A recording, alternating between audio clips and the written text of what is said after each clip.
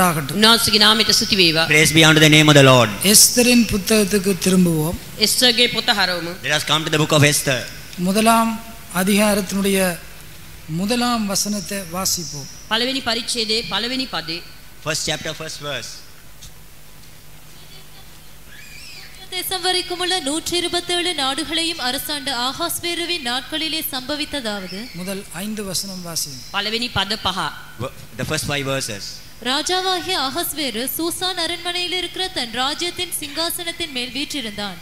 அவன் தன் ராஜபாரத்தின் 3ஆம் வருஷத்திலே தன்னுடைய பிரபுக்களுக்கும் ஊழியக்காரருக்கும் விருந்து பண்ணினான்.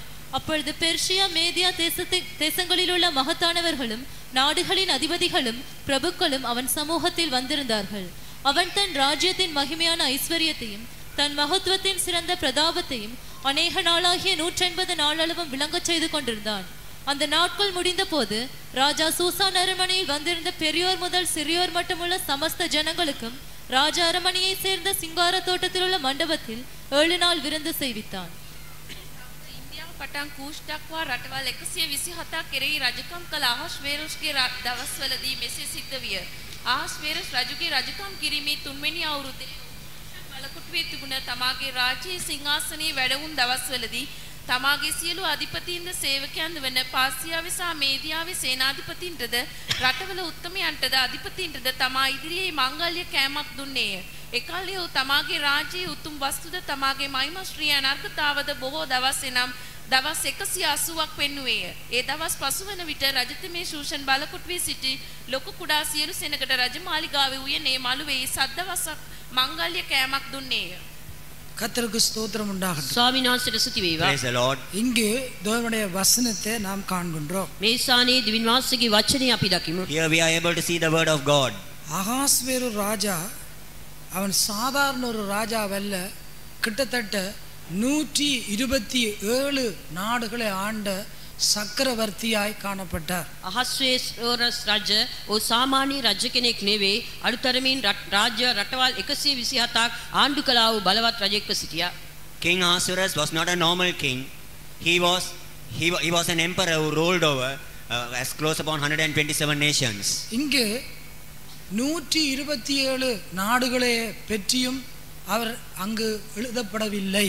මේ ස්ථානයේ රටවල් 127ක් ගැන ලියා නැහැ. About the 127 countries, it has been not mentioned here. ஆக 2 நாடுகளை மட்டும்தான் சொல்லப்பட்டிருக்கிறது. මේ ස්ථානයේ රටවල් දෙකක් ගැන පමණයි කියා තිබෙන්නේ. Only 2 countries are mentioned. அப்படி என்று சொல்லும்போது ஒரு தொடக்கத்திலிருந்து ஒரு முடிவு வரைக்கும் சொல்லப்பட்டிருக்கிறது. ඒ ආරම්භයේ සිට අවසානයේ දක්වා ගැන කියා තිබෙනවා. And from the beginning to end, it has been mentioned. Hindu தேசம் முதல் எத்தியோப்பியா தேசம் வரைக்கும் உள்ள ඉන්දියාවේ පටන් කූස් දක්වා රටවල් කියා තිබෙනවා. From India even unto Ethiopia.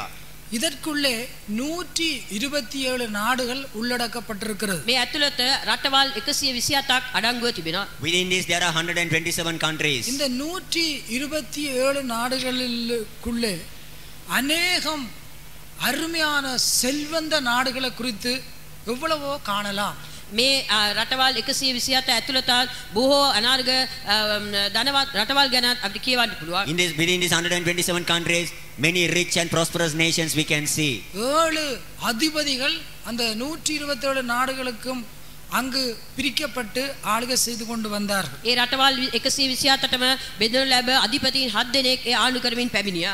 And there were it was divided in 127 provinces, and 7 people in authority were ruling over it. நான் நினைக்கிறேன் தர்ஷிஷ் கூட அதற்குள்ளே தான் உள்ளடக்கப்பட்டிருக்கிறது. මම සිතනවා තාර්ෂීස් දේශේ පවා මෙම රටවල් වලට අඩංගුව ඇතුළත එකක් අඩංගුව තිබෙනවා කියලා. And I believe even Tarshish is within this.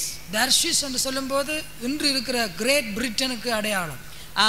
තාර්ෂීස් කියන විට අද තිබෙනා බ්‍රිස්ටන් නගරයට ලකුණක් තිබෙනවා. Today when you say Tarshish, it is a sign for Great Britain that is existing today. இப்படி எத்தனையோ நல்ல வளப்பமான ஐஸ்வர்யம் நிறைந்த எத்தனையோ நாடுகளை குறித்து நாம் கவனிக்கின்றோம். මේ ආකාරයේ බොහෝ ධනවත්කමින් පිරුණා වූ සඵලත්වයෙන් පිරුණා වූ විශාල රටවල් ගැන අප සලකා බලනවා. We are able to see such rich countries and such countries which have really prospered. இங்கு இந்து தேசத்தையும் எத்தியோப்பியா தேசத்தையும் அதற்கு முன்பாக ஒப்பிடுகின்ற பொழுது මේ අද අප ඉන්දියා දේශය සහ කූත් දේශය ගැන සලකා බලන විට when you compare India and Ethiopia before those countries, நாம் 18ஆம் 19ஆம் நூற்றாண்டுகளிலே எத்தியோப்பியா தேசத்திலே 10 கோடி மக்கள் வறுமையினாலே செத்து போனார்கள்.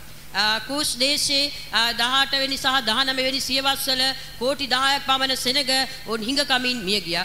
In the land of Ethiopia, in the 18th century and the 19th century, there are over 10 million of people, because of hunger, starvation, they had died. கிட்டத்தட்ட இந்த 20ஆம் நூற்றாண்டிலே இந்தியாவிலே 1.5 கோடி மக்கள் வறுமையினாலே வறுமை கோட்டிலே மரித்திருக்கிறார்கள். අනිතරමින් මේ 20 වෙනි සියවසේ පවා ඉන්දියාවේ ලක්ෂ 1.5 පමණ සෙනග මේ වගේ හිඟකමින් මේ සෙනග මිය යනවා.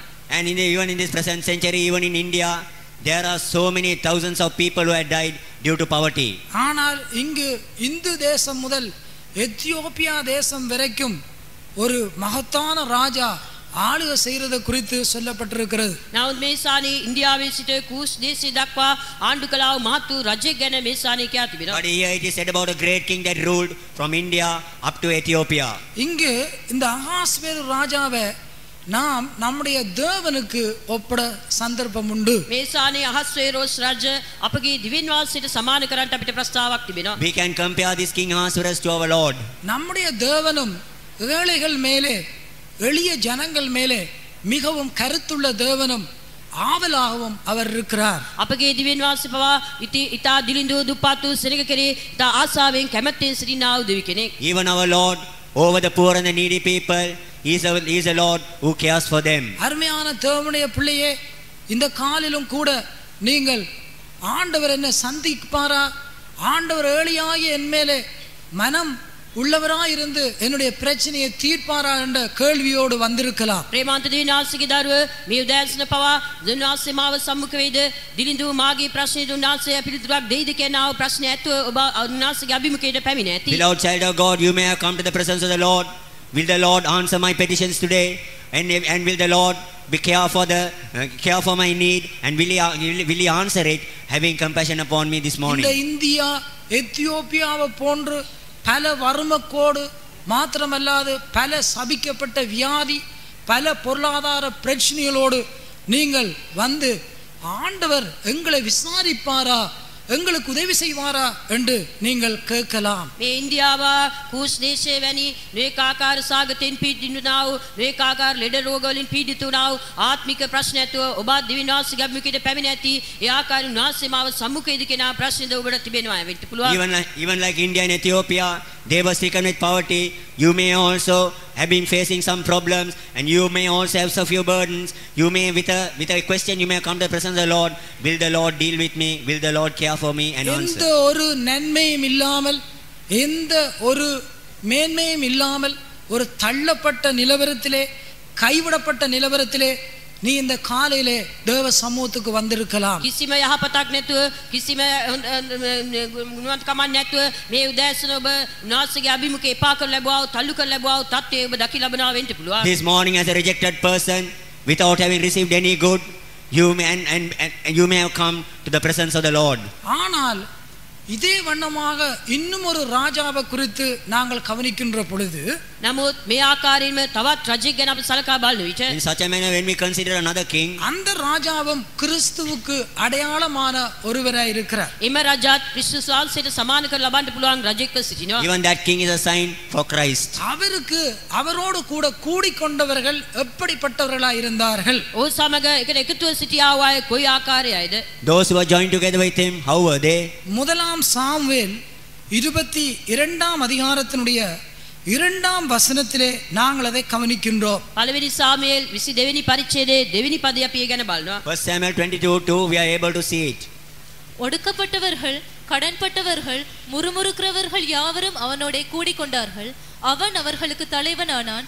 இந்த பிரகாரமாக ஏறக்குறைய 400 பேர் அவனோடு இருந்தார்கள். கர்த்தருக்கு ஸ்தோத்திரம் உண்டாகட்டும். උන්වහන්සේට ස්තුති වේවා. Praise the Lord. தாவீது என்று சொல்லப்பட்ட மனிதனுக்கு வல்லமையான பராக்கிரமசாலிகள் இருக்கவில்லை. දාවිත් කියනා වූ බලවත් මනුෂ්‍යයාට බලවත් වූ උදව්වට අය සිටියේ නැහැ. බලවන්තයන් සිටියේ නැහැ. Man called David, he did not have mighty and powerful people of valor. தாவீதும் கூட சவுலாலே தேடப்படக்கூடிய ஒரு மனுஷன், கொலை செய்யப்பட வேண்டியவர், அவரும் ஒடுக்கப்பட்டு தள்ளப்பட்டவர்.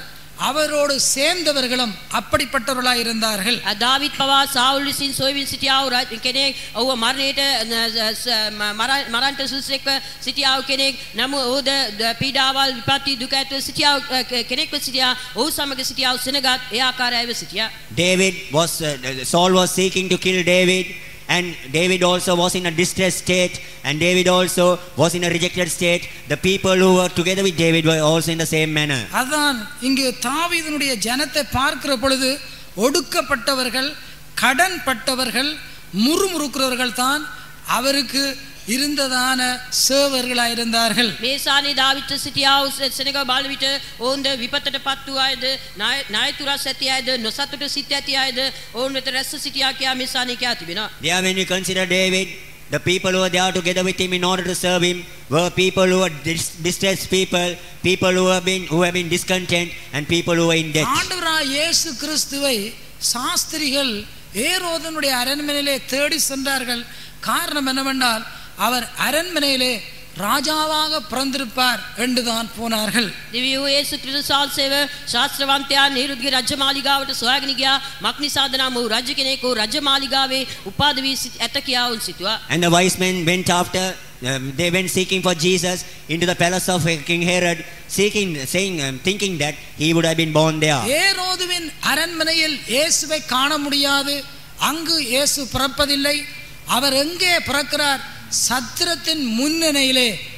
அங்கு இயேசுவானவர் துணிகளிலே சுற்றி கிடக்கிறதை இப்பொழுது சாஸ்திரிகள் காண்கின்றார்கள். හේරෝද්ගේ රජමාලිගාවේ යේසුස් වහන්සේ දකින්නට නෑ.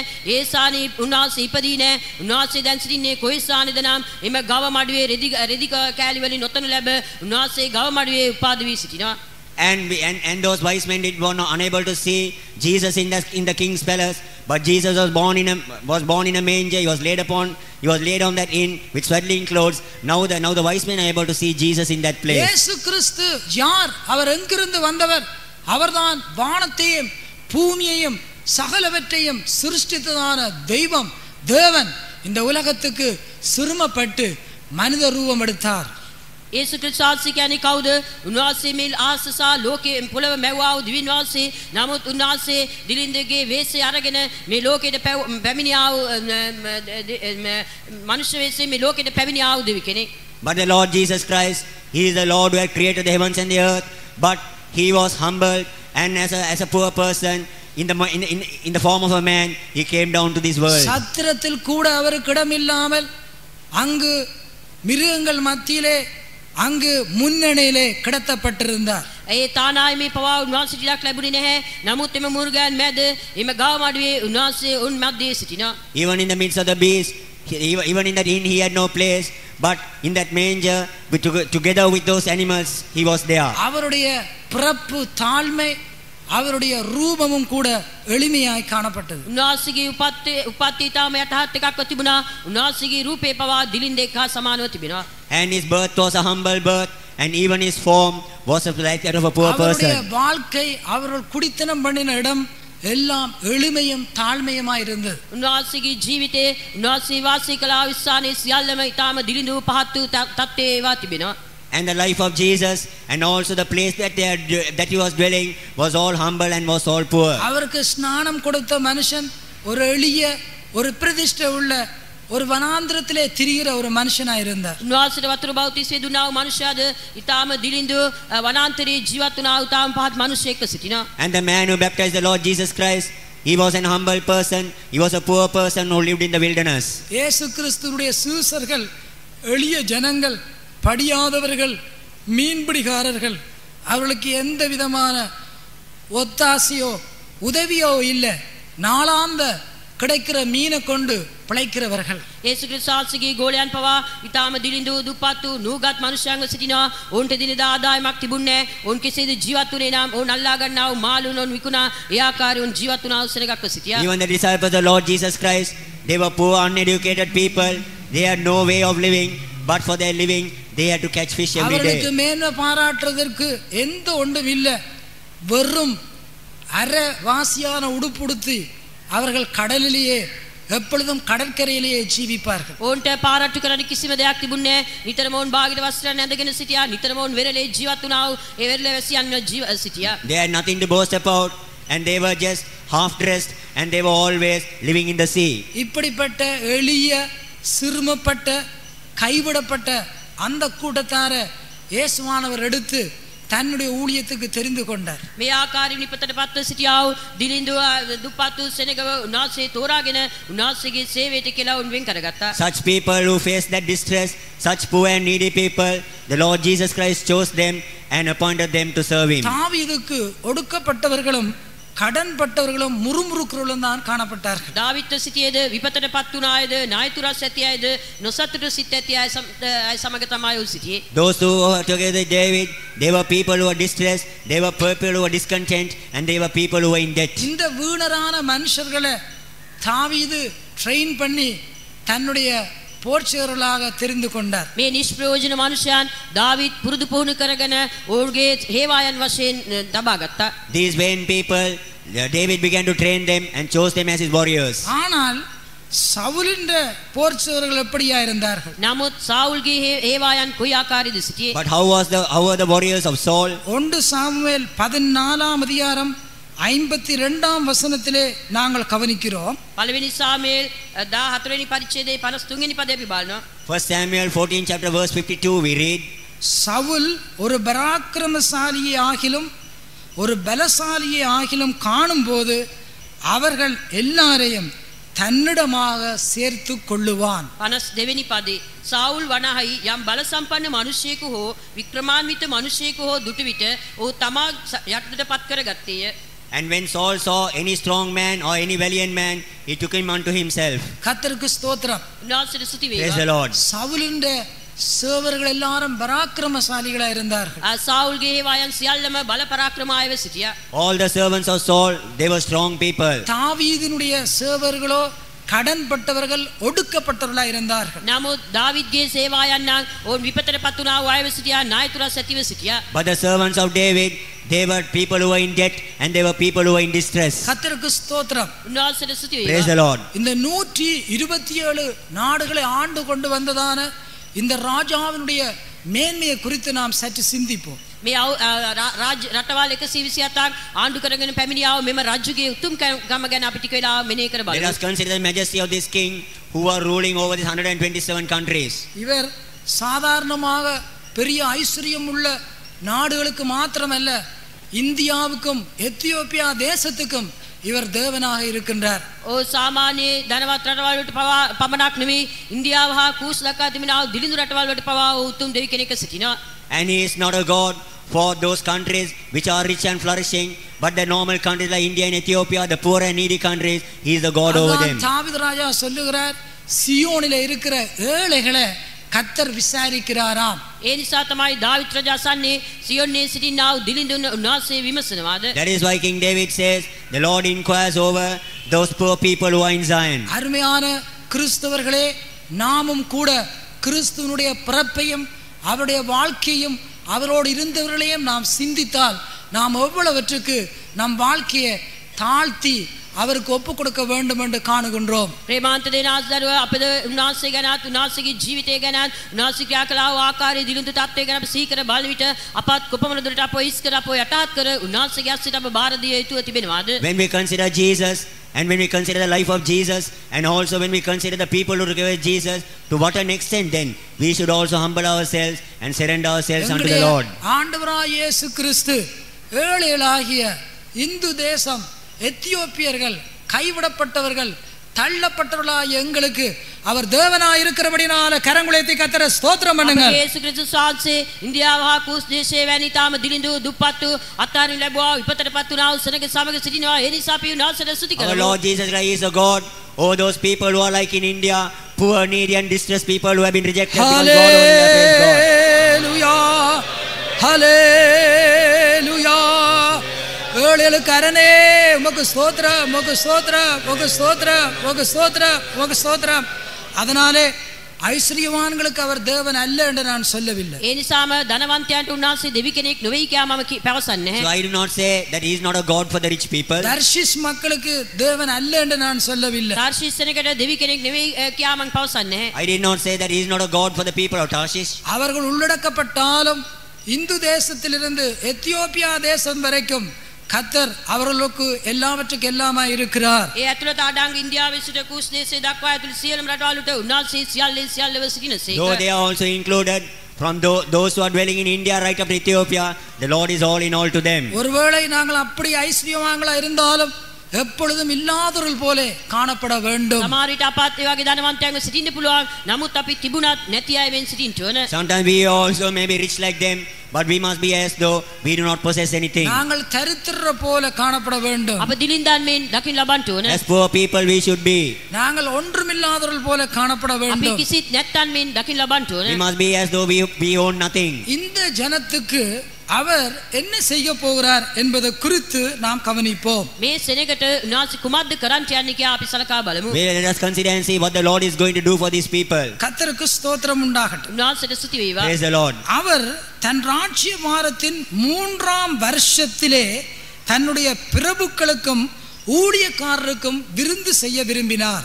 ඔහු තමාගේ රාජ්‍යයේ 3 වෙනි අවුරුද්දේදී තමා උත්තමයන්ටද අධිපතීන්ටද ඉදිරියේ මංගල්‍ය කෑමක් දෙන්න කැමති වුණා. In the 3rd year of his reign, he made a feast unto all his princes and his servants. எங்களுடைய அகாஸ்வேரு ராஜாவினுடைய 3ஆம் வருஷம் சீக்கிரமாய் வரப்போகின்றது. අපගේ ආහස්வேරෝස් රජුගේ 3 වෙනි අවුරුද්ද ඉතා ඉක්මනින් පැමිණෙන්න යනවා. The 3rd year of our King Ahasuerus is going to come very soon. இந்த முதலாம் வருஷம் என்று சொன்னால் என்ன? මේ පළවෙනි වර්ෂය කියා කියන්නේ ඊට කුමක්ද? First year, what does it mean? பாவிகளாகிய நாங்கள் ரட்சிப்பை எப்பொழுது பெற்றுக்கொண்டோமோ, பரலோகத்தின் தேவனை எங்களுடைய உள்ளத்திலே வரவழைத்தோமோ, அதுதான் முதலாம் நாள் என்று நாம் கவனிக்கிறோம். පෞකාරයන්ව සිටියා වූ අප කෙසේද පාපයෙන් අපි මිදීම ලබා ගත්තේ? ස්වර්ගීය දිව්‍යන් වාසයේ අපගේ ජීවිතයට කොයි දවසේ වැඩම කරගන්න ලැබුවාද? ඒ දර්ශය තමයි පළවෙනි අවුරුද්ද කියා පවසන්නේ. The first year is called as the day in which the God of heaven, that we received him into our hearts and we received pardon from our sins when we were sinners. அதுதான் முதலாம் நாள் அல்லது முதலாம் வருஷம் என்று சொல்லலாம். ඒ තමයි පළවෙනි දවස එසේනත්නම් පළවෙනි වර්ෂය කියා කියන්න That පුළුවන්. is called as the first day or the first year. ஆண்டவர் முதலாம் நாள் வெளிச்சத்தை உண்டாக்கினார் என்று சொல்லப்பட்டிருக்கிறது. දිවින් වාසයේ පළමු දවසේ ආලෝකයේ සෑදූසේ කියා It තිබෙනවා. has been on the first day the Lord created the light. நாங்கள் ஒரு காலத்திலே பாவிகளாக இருந்தோம், அந்த காலத்தின் பிள்ளைகளாக இருந்தோம். ஒளிமயமான இயேசு நம்மிடத்திலே வந்தார், அவரை விசுவாசித்தோம், நாம் அந்த முதலாம் நாளை கடந்து வந்து விட்டோம். කාලයක් අපි පාපී ජීවත් වුණා, අන්ධකාරී ජීවත් වුණා. නමුත් ආලෝකයේ වුණා වූ යේසුස් වහන්සේ අපි තුළට පැමිණියා. ඒ දවස තමයි අප ආලෝකමත් වුණා වූ පළවෙනි දවස. There was a time that we were dwelling in darkness, but Jesus, who is the light, when we believed on him, Jesus came into our hearts. On that day only we also entered into the light. அதான் முதலாவது நாள் அல்லது முதலாவது வருஷம் எங்களுக்குள்ளே கடந்து விட்டது. ඒ තමයි පළවෙනි දවස එසේනත්නම් පළවෙනි වර්ෂය දැන් ඒ පසු වී තිබෙනවා. So the first day or the first year has already passed in our lives. இயேசு கிறிஸ்துவை சொந்த இரட்சகராய் ஏற்றுக்கொண்டு நாம் மனம் திரும்பி ஸ்நானம் பெற்ற பொழுதெல்லாம் அந்த முதலாம் வருஷத்துக்குள்ளே நாம் கடந்து விட்டோம். අපි යේසු ක්‍රිස්තුස් වහන්සේ පෞද්ගලික ගැලුම්කාරය වශයෙන් පිළි අරගෙන පසුතැවිලිලා වතුර බෞතිස්සේ ලබා ගත්තා. ඒට අප පළවෙනි වර්ෂයේ පසු කළා. We believed on the Lord Jesus Christ, received him as our personal savior. We repented and took water baptism. On that day we have come into that first day. இந்த அனுபவத்தை பெற்றவர்கள் எல்லாரும் கரங்குலத்தி ஒரு ஹல்லேலூயா சொல்லுங்கள். මේ අත්දැකීම ලබා ගත්තා වූ සියලු දෙනාම ඔබේ දෙයත් ඔසවා උන්වහන්සේට හලෙලූයා Although කියන්න. there is the experience, raise your hand and say hallelujah. ஹல்லேலூயா. இந்த முதலாம் வருஷத்தை நாம் கடந்திருக்கிறோம். අපගේ පළවෙනි වර්ෂය අපි පසු කර We තිබෙනවා. have already passed the first year. அப்படி என்று சொல்லும்போது இயேசு கிறிஸ்துவை சொந்த இரட்சகராய் ஏற்றுக்கொண்டு அவரை எங்களுடைய வாழ்விலே அனுபவிக்கிறது தான் அந்த முதலாம் வருடம். අපි යේසු ක්‍රිස්තුස් වහන්සේව අපේ ගැලුම්කාරය වශයෙන් පිළි අරගෙන උන්වහන්සේව අත්දැකීම තමයි ඒ පළමු වර්ෂය. So the first year is receiving the Lord Jesus Christ as our personal savior into our lives and experiencing Jesus. இரண்டாவது வருடம் என்று சொல்லும்போது நாம் பரிசுத்த ஆவியை பெற்ற நாளிலிருந்து இந்நாள் வரைக்கும் ஜீவிக்கிற நாட்கள் இரண்டாவது வருடம். දෙවෙනි වර්ෂය කියා කියන විට අපි සුද්ධාත්මය ආලීපේ ලබාගෙන මේ දවස් දක්වා ජීවත් වෙනා වූ එම ජීවිතය තමයි දෙවෙනි වර්ෂය. When you say the second year, it is the day in which we receive the baptism of the Holy Spirit and the life that we are living thus far. எத்தனை நாளைக்கு எத்தனை வருடங்களுக்கு முன்பதாக நீங்கள் பரிசுத்த ஆவியை பெற்றீர்களோ அந்த நாளிலிருந்து இந்நாள் வரைக்கும் ජීවිக்கிறீர்கள் இந்த இரண்டாம் நாளிலே. ඒ කොපමණ දවසකට ප්‍රථම කොපමණ වර්ෂ ගණනාවකට ඉහළදී ඔබ සුද්ධාත්මය ලබා ගත්තාද? ඒ දවසේ සිට අද දවස දක්වා ජීවත් වීම තමයි දෙවෙනි වර්ෂය. So many years back on the day in which you received the baptism of the Holy Spirit, from that day onwards, the life that you are living even up till now, that is the second year. அதான் இந்த இரண்டாவது வருஷத்தை நாங்கள் அனுபவித்துக் கொண்டிருக்கிறோம். ඒ නිසා තමයි මේ දෙවෙනි වර්ෂය දැන් අපි අත්දැකීමින් සිටින්නේ. So now we are experiencing the second year. இந்த இரண்டாவது வருஷம் எப்பொழுது முடிய போகிறது? මේ දෙවෙනි වර්ෂයේ කොයි මොහොතේද අවසන් වෙන්න When යන්නේ? will this second year come to an end? ஆண்டவராய் இயேசு கிறிஸ்து மத்திய ஆகாயத்திலே வரும்போது மூன்றாவது வருஷம் ஆரம்பிக்கப்படும். යේසු ක්‍රිස්තුස් වහන්සේ මධ්‍ය ආකාශයට පැමිණෙන විට තුන්වෙනි වර්ෂය ආරම්භ වෙන්න යනවා. When the Lord Jesus Christ appears in the media, the third year will begin. இந்த எஸ்தரின் புஸ்தகமானது நித்திய ராஜ்யத்தை குறித்து நிரம்ப பேசப்பட வேண்டியதான புஸ்தகமாய் இருக்கிறது. මේ එස්තරගේ පොත සදාකාල රාජ්‍යය ගැන ඒ සම්පූර්ණ ලියවී තිබෙනා පොතක්ව දකි ලබනවා. The book of Esther is a book which speaks much about the eternal kingdom. இதில் ஒரு வார்த்தை தன்னம் தேவனண்டோ கர்த்தரண்டோ ஆவியானவரண்டோ சொல்லப்படாத ஒரு புஸ்தகத்திலிருந்து ஆழமான நிறைவான வெளிப்படுத்தல்களை நாங்கள் பெற்றுக்கொள்ள முடியும். මේ පොතේ කොයිසානි හෝ දිවින් වාසිකයා හෝ ස්වාමීන් වහන්සේකයා උන්වහන්සේකයා සදාන් කරන ආත්මනාසිකයා සදාන් කරන නමුත් සම්පූර්ණව ඊටම බෞලව කාරණාවල් දැනගන්න පුළුවන් ආශිර්වාද වලින් පිරුණා පොතක් තිබෙනවා. In this book, we do not even say once even God has been mentioned, once even the Lord Jesus Christ has not been mentioned, once even the Holy Spirit not have been mentioned, but through this book we are able to receive deep revelation from this book. அருமையான பரிசுத்தவான்களே, நாம் இந்த இரண்டாம் வருடத்துக்குள்ளே ஜீவித்துக் கொண்டிருக்கிறோம். கூடிய சீக்கிரத்தில் இந்த இரண்டாம் வருஷம் முடிவடையும். மூன்றாம் வருஷத்துக்குள்ளே நாம் பிரவேசிக்க போகிறோம். ප්‍රේමාන්තිනි අපි මේ දෙවෙනි වර්ෂයේ දැන් ජීවත් වෙමින් සිටිනවා. ඊටාම ඉක්මනින් මේ දෙවෙනි වර්ෂයේ අවසන් වෙන්න යනවා. තුන්වෙනි වර්ෂයේ ආරම්භ කර ලබන්න යනවා. Beloved, we are now living in the second year. Very soon the second year will come to an end and we are going to enter into the third year. ஒருவேளை இன்றுதான் நீங்கள் இந்த சபைக்கு வந்திருக்கலாம். இயேசு கிறிஸ்துவை சொந்த இரட்சகராய் ஏற்று அந்த முதலாம் வருஷத்தை கடந்து பரிசுத்தாவின் அபிஷேகத்தை பெற்று இந்த இரண்டாம் வருடத்துக்குள்ளே வந்து நிறைவான அவருடைய வருகை வரைக்கும் நடத்தப்படுவீர்களாக. සමහර විට ඔබ තමයි අද පළවෙනි දවසේ මිස්සාන්ට පැමිණ තිබෙන්න පුළුවන්. ඔබ යේසු ක්‍රිස්තුස් වහන්සේ පෞද්ගලික ගැලුම් කාර්යය වශයෙන් පිළි අරගෙන වතුර බෞතිස්මය ලබාගෙන සුද්ධාත්මය ලබාගෙන උන්වහන්සේ ගිහිම දක්වා එනම් දෙවෙනි වර්ෂය දක්වා ඔබ මඟ පෙන්වන්න ලබන්න ඕන. Sometimes you may be a new person who has come here, but you must believe on the Lord Jesus Christ. You must take water baptism and enter into that first year, receiving the Holy Spirit. You must enter into the second year and you must be led hereafter in order that you will be ready to meet the third year. இந்தியாவை போன்று எத்தியோப்பியாவை போன்று உங்கள் வாழ்க்கையிலும் பல பிரச்சனைகள், பல துன்பங்கள், பல இடுக்கங்கள், பலவிதமான குற்ற பாவங்கள், குறைவுகள் இருக்கலாம். பிரியமானவர்களே, பயப்படாதிருங்கள். உங்களுக்கு ஒரு சக்கரவர்த்தி இருக்கிறார். உங்களுக்கு விருந்து செய்யவும், உங்களை விசாரிக்கவும், உங்களை பராமரிக்கவும் ஒருவர் இருக்கிறார் என்பதை மறந்து போகாதிருங்கள். ප්‍රේමාන්තිනි ඉන්දියාව මෙන් කුෂ් දේශයේ මෙන් ඔබට නොඑක ආකාරයේ ප්‍රශ්න තිබෙන්න පුළුවන්, කරදර තිබෙන්න පුළුවන්, අමාරුකම් තිබෙන්න පුළුවන්, පාපයන් තිබෙන්න පුළුවන්, ඒ පස්දවිලින් තිබෙන්න පුළුවන්. නමුත් ඔබ කරදර වෙන්න එපා. මක්නිසාද නායිතා උතුම් වූ දෙවි කෙනෙක් අප සමග සිටිනවා. උන්වහන්සේ ඔබ උදෙසා මංගල්‍ය කෑමක් පිළියෙල කර තිබෙනවා. උන්වහන්සේ ඔබවද ආරාධනා කර ලබන්න යනවා. ඒ නිසා ඒ ගැන කරදර කැළඹෙන්න එපා. Sometimes, even like the people of India and Ethiopia, you may be a poor person, you may face problems and difficulties, you may be in debt, you may be a distressed person and rejected person, but be not troubled. There is a great emperor, the Lord Jesus Christ, who is living. Very soon he is going to prepare that third day, that feast for you, and he is going to care for you. நிச்சயமாவே தாவீது ராஜாவினுடைய சேவர்களாய் நீ மாறினால் நிச்சயமாகவே உன்னுடைய கடன் பிரச்சனை, உன்னுடைய ஒடுக்கப்படுற வாழ்க்கை, பாவம் உன்னை ஒடுக்கிக் கொண்டு, வியாதி உன்னை ஒடுக்கிக் கொண்டிருக்கலாம். நீ அவைகள் எல்லாவற்றிலிருந்தும் விடுவிக்கப்படுவாய். மாத்திரமல்லாது தாவீதுனுடைய நல்ல ஒரு போர்ச்சேவனாய் உன்னை அவர் மாற்றுவார். දවස් සමග සිටියාව මෙන් ආයතුරස් ඇති අය මෙන්න ඒවායින් මෙන්න දකි ලබන්න පුළුවන්. නමුත් ඔබ තුල තිබෙන ආයම සියලු දේවලින් ඔබ නිදහස් කරන ලැබ, ඔබ සියලු ප්‍රශ්න කරදර වලින්, ලෙඩ රෝග වලින්, එම ආයතුරස් වලින් විපත් වලින් ඔබ නිදහස් කරන ලැබ, ඔබ රාජ්‍යයට තිබෙන බලවත් හේවායන් මෙන් ඔබට මාරු වෙන ලබන්න පුළුවන්. Even like David, you may be a distressed person, you may be a troubled person, a rejected person, having the afflictions of sin, having the afflictions of sicknesses, but do not worry. The Lord will deliver you from it, and he will also gather you together with those distressed people, and also he will also make you as a servant unto him. இந்த தாவீதும் கூட பலவிதமான பாதைகள் சென்று உன்னை போன்று எல்லா பாதைகளிலும் சோதிக்கப்பட்டு எல்லா பாதையிலும் ஜெயம் பெற்றவராய் இருக்கிறபடினால் உன்னுடைய பிரச்சனை, உன்னுடைய வியாதி, உன்னுடைய துக்கம், உன்னுடைய கவலைகள் யாவற்றிலிருந்தும் அவர் உன்னை விடுவித்து உன்னை சிறந்த ஒரு மனிதனாக මාට අවරාලේ මුඩියුම් දාවිද්ද මේ නොඒකාකාර ඔබ වගේ ප්‍රශ්න අමාරුකාන් සෝදීසී පීඩාවල් මැද ගොස් තිබෙනවා. නමුත් ඒ සියලු අවස්ථාවලදී උන්වහන්සේට ජය දී තිබෙනවා. ඔය ජයගෙන තිබෙනවා. ඒ ආකාරයෙන් ඔබටත් නොඒකාකාර ප්‍රශ්න කරදර පීඩාවල් තිබෙන්න පුළුවන්. නමුත් ඔබත් ඒ ආකාරයෙන් ජය ගන්න ඔබටත් පුළුවන්. උන්වහන්සේ ඔබට ඒ සියල්ලෙන් ජය දෙනවා ඇති. ඒ ආකාරයෙන් ඔබත් ඉතා බලවන්ත වූ යහපත් වූ මිනිසෙක් ලෙස උන්වහන්සේ මාරු කරනවා ඇති. Even like David, you may be a distressed person, you may be a troubled person, a rejected person, and a let down person, but the Lord will deal with you. He will also change your life, and also he will make you great in his presence. அருமையான தாவீது ராஜா உன்னோடு இருக்கிறார். இந்த Ethiopia தேசத்தினுடைய இந்த இந்தியாவினுடைய நிலவரத்தை எல்லாம் மாற்றி அமைக்கக்கூடிய ஒரு பெரிய ஐஸ்வர்யம் உள்ள சக்கரவர்த்தியை நான் இந்த காலையிலே உனக்கு வெளிப்படுத்துகின்றேன். ප්‍රේමා බලවත් වූ දාවිත් රජ ඔබ සමග සිටිනවා.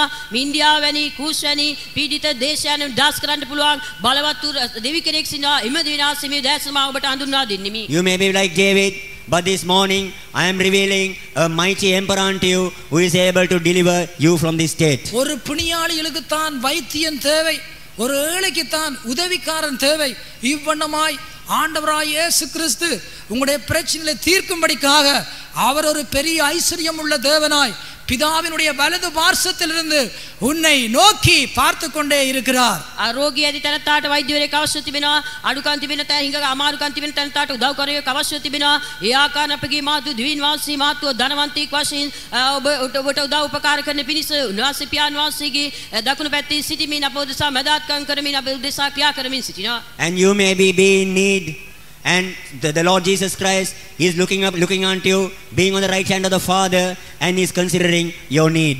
ஆண்டவராய் இயேசு கிறிஸ்து சீக்கிரமாக இந்த அகாஸ்வேரு ராஜாவை போன்று சூஷான் அரண்மனையில் இருக்கிற தன் ராஜ்யபாரத்தின் சிங்காசனத்தின் மேல் வீற்றிருக்க போகின்றார். ආයේසු ක්‍රිස්තුස් ඉක්මනින් මේ අහස්වේරෝස් රජ වගේ සූසාන නදී මැදුරේ තිබෙනා සිංහාසනයේ වැඩ සිටින ආකාරයෙන් උන්වහන්සේ ඉක්මනින් මේ සිංහාසනයේ වැඩ සිටින්න යනවා. Even the Lord Jesus Christ very soon he is going to be seated on this throne, even as King Ahasuerus who is seated on the throne of the palace in Susan. அதான் பரிசுத்தவான்கள் எதிர்பார்த்து கொண்டிருக்கிறதான கர்த்தராகிய இயேசு கிறிஸ்துவின் வருகையாய் இருக்க போகின்றது. ඒ තමයි සුද්ධවන්තයන් බලාපොරොත්තු සිටිනා වූ යේසු ක්‍රිස්තුස් වහන්සේගේ ඊමව තිබෙන්නේ. That is going to be the coming of the Lord Jesus Christ that the saints of God are waiting for. நாங்கள் ஆவலோடு அதற்காக காத்து கொண்டிருக்கிறோம். எங்களுடைய பிரச்சனைகள், எங்களுடைய வியாகுலங்கள், எங்களுடைய கவலைகள், கண்ணீர்கள் எல்லாம் தீர்க்கும்படிக்காக அவர் சீக்கிரமாக மத்திய ஆகாயத்திலே தன்னுடைய ராஜ்யபாரத்தை ஸ்திரப்படுத்த போகின்றார். අපේ දුකෙන් වේදනාවෙන් සිටි කඳුලින් සිටින්න පුළුවන්. නමුත් උන්වහන්සේ සියලු කඳුළු වේදනාවල් දුක සියල්ලම පිස්සම ලබනවා. උන්වහන්සේමක් නිසාද නම් මධ්‍ය ආකාශයේ ඉතා ඉක්මනින් උන්වහන්සේ තමන්ගේ සිංහාසනය ස්ථාපිත කර ඒ සිංහාසනයේ වැඩ හිඳු ලබන්ට යනවා. We may be troubled, but very soon the Lord is going to place his throne in the media, and all our sorrows, all our pains, all our tears, the Lord is going to take it away. சூஷான் அரண்மனையிலே தன்னுடைய சிங்காசனத்தை ஸ்தாபிக்க வீற்றிருக்க போறார் என்று சொல்லும்போது இயேசு கிறிஸ்துவினுடைய வருகை இந்த பூமியிலேயோ அல்லது நாங்கள் காணத்தக்கதான வானத்திலேயோ அல்ல. அவர் மூன்றாம் வானத்திலே மத்திய ஆகாயத்திலே அவர் வரும்போது நாம் யாவரும் மேகங்களுடனே எடுத்துக்கொள்ளப்பட்டு என்றென்றைக்கும் அவரோடு கூட இருப்போம். සූසාන් මාලිගාවේ ඒ සිංහාසනයේ වැඩ සිටිනවා කියා කියන විට ඒක මේ පොළවේ හෝ ස්වර්ගයේ නොවේ. ඒක තුන්වෙනි ස්වර්ගය වෙනයි මධ්‍ය ආකාශයේ දකි ලබනවා. උන්වහන්සේ පැමිණෙන විට අපද වලාකුළු වලින් ඉහළට අදගනු ලැබ සදාකාලීට ඒ ස්ථානපේ උන්වහන්සේ සමග සිටින ලබන්ට යනවා. When you say seated on the throne in the palace in the palace in Susan, it is not a thing that is going found on this earth or in the heaven. It is going to be found in the third heaven. And when the Lord Jesus Christ appears and comes there in the clouds, we are going to be caught up together with him, and forever and ever we are going to be with him. ஆண்டவராகிய இயேசு கிறிஸ்து பாவிகளுடைய முகத்திலேயோ பின்மாற்றக்காரருடைய முகத்திலேயோ பிசாசு பிடித்தவருடைய முகத்திலேயோ இந்த உலகத்திலே ஜீவிக்கிற கிறிஸ்துவனுடைய முகத்திலேயோ அவர் தெரிய போறது அல்ல, அது இரகசியமான ஒரு வருகை. அதுதான் வேதம் சொல்லுகிறது, அவர் வானத்தை தாழ்த்தி இறங்குவார்.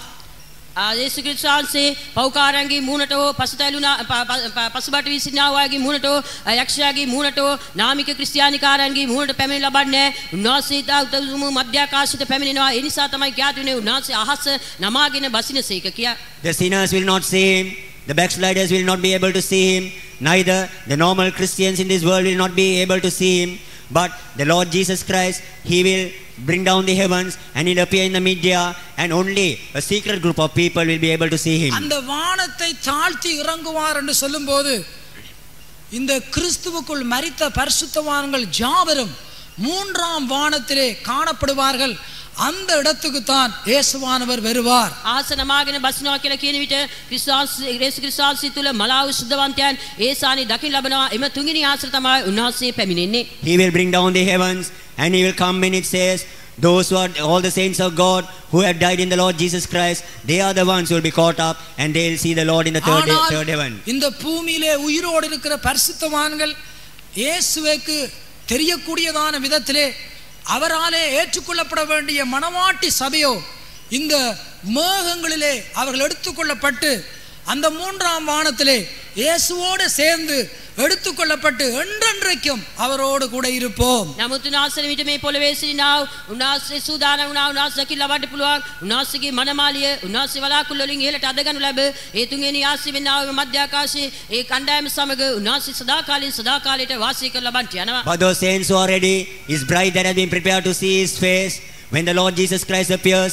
in that media in the third heaven, in the clouds, they'll be caught up to be with the Lord Jesus Christ forever and ever, beholding his face. They will be with him. இந்த நம்பிக்கையோடு வாழுகிறதான பரிசுத்தவான்களே, நீங்கள் அந்த மேகத்திலே எடுத்துக்கொள்ளப்படத்தக்கதான விதத்திலே உங்களுடைய ஜீவியம் தூய்மை உள்ளதாக පාරම් ඉල්ලාදයි இருக்க வேண்டும். මේ බලාපොරොත්තු ඇතුව ජීවත් වෙන සුද්ධවන්තයනි උන්වහන්සේ පන්දාකස් පැමිණෙන විට ඔබගේ ශරීරයේම වලාකුළු වලින් ඉහළට ඇදගෙන ලබන්න ඕන නම් එබමණ දුරට ඒ සුද්ධව පවිත්‍රව සැහැල්ලුව ඔබ දකි ලබන්න ඕන. And all those who want to be caught up in this cloud when the Lord Jesus Christ appears in your life, you must not have any burdens and you must be pure in your life. மேகத்திலே போகக்கூடியது தூசு, மிகவும் மாசான பொருள்தான் மேகத்திலே போகக்கூடியதா இருக்கும். ஆனால் ஒரு கல்லோ ஒரு மண்ணோ போக முடியாது. වලාකුළු වලින් යන්න පුළුවන් ඊටාම දූවිල්ලක් වගේ දේවල් සැහැල්ලු දේවල් පමණයි. එසේ නැතුව ගල්ලෝ මැටියෝ එවැනි බරු දෙයකට වලාකුළුෙන් ඇදගෙන ලබන්න බෑ. And in those clouds, things like dust which is in lightweight, only those things could be carried upwards. Any heavy thing like a stone, it cannot be lifted up. இந்த உலகத்திலே பாவ பாரம், உலக பாரம், வேறு எந்த பாரமும் இல்லாத ஒரு சுத்தவான்களாக பரிசுத்த சிந்தியோடு இருக்கிற பரிசுத்தவான்கள் தான் அந்த காற்று போல தூசு போல அந்த மேகங்களிலே எடுத்துக்கொள்ளப்படுவார்கள். මේ ලෝකයේ කිසි බරක් නැතුව පාපේ බරක් නැතුව වෙන කොයි ආකාරයෝ බරක් නැතුව සුද්ධව සිටිනා සැහැල්ලුව ජීවත් වෙනාම සුද්ධවන්තයන් පමණයි. එම වලාකුළු වලින් ඊටාම දුවිලක් වෙන්නේ එම සැහැල්ලු දෙයක් වෙන්නේ ඉහළට ඔසවා ගන්න ලබන්නේ. And all those people who are living upon this earth without any burdens, without any burden of sin, they are living with a with clean thoughts, only them, like that dust, like that is of light waste, they'll be caught up into the media. ஆண்டவராகிய தேவன் மனுஷனை சிருஷ்டிக்கிற பொழுது அவனை கர்த்தர் ஒரு தூசிலிருந்து பசையிலிருந்து தெரிந்து கொண்டது போல நம் வாழ்க்கையும் கூட அவ்வண்ணமாக எப்பொழுதும் காணப்படும் என்றால் மாத்திரம்தான் அவருடைய வருகையிலே நாம் எடுத்துக்கொள்ளப்பட முடியும். ස්වාමී දෙවියන් වහන්සේ මනුෂ්‍යයා සාදන විට දූවිල්ලෙන් එම පස්වලින් අරගෙන මනුෂ්‍යයා සෑදු ආකාරයෙන් අපි දෙවියන් පොළොවේ ජීවත් වෙන ඒ ආකාරයෙන් ජීවත් වුණොත් පමණයි උන්වහන්සේ එන විට අප ඔසවන ලබන්න පුළුවන්. When the Lord God created man, he created man out of the dust of the earth in the same manner, without any weight. If we are like this dust only, live a life something similar to that only, when the Lord comes we will be caught up. ஆம், இப்படிப்பட்ட சிந்தியோடு ஜீவிக்கிற நீங்கள் யாவரும் பாவம் செய்யாதபடிக்கு எப்பொழுதும் பரிசுத்தவான்களாய் காத்துக் கொள்ளுங்கள். ඒ නිසා මෙවැනි සිටිවිලි ඇතුව ජීවත් වෙනා ඔබලා පාපය කරන්නේ නැතුව නිතරම ඔබ සුද්ධකමින් ඔබව ආරක්ෂා කරගන්න. So you who are living with such a mind without committing sin, as preserve yourself in holiness. நாம் கிறிஸ்துவுக்குள்ளே இந்த முதலாம் வருஷத்தையும் இரண்டாம் வருஷத்தையும் பூர்ணப்படுத்தினால் மாத்திரம்தான் நம்முடைய நிறைவான அந்த மூன்றாம் வருஷத்துக்குள்ளே அவருடைய விருந்திலே நாங்கள் பங்கொள்ள முடியும். අප සම්පූර්ණ ලෙස අපගේ මේ පළවෙනි වර්ෂයේද දෙවෙනි වර්ෂයේද ක්‍රිස්තුස් වහන්සේ තුළ අප ජීවත් වී සම්පූර්ණ කරොත් පමණයි උන්වහන්සේ නිමිට උන්වහන්සේ ස්ථාපිත කළ ලබනා එම තුන්වෙනි වර්ෂයේ අප ඇතුල් වෙන ලබන්න පුළුවන්.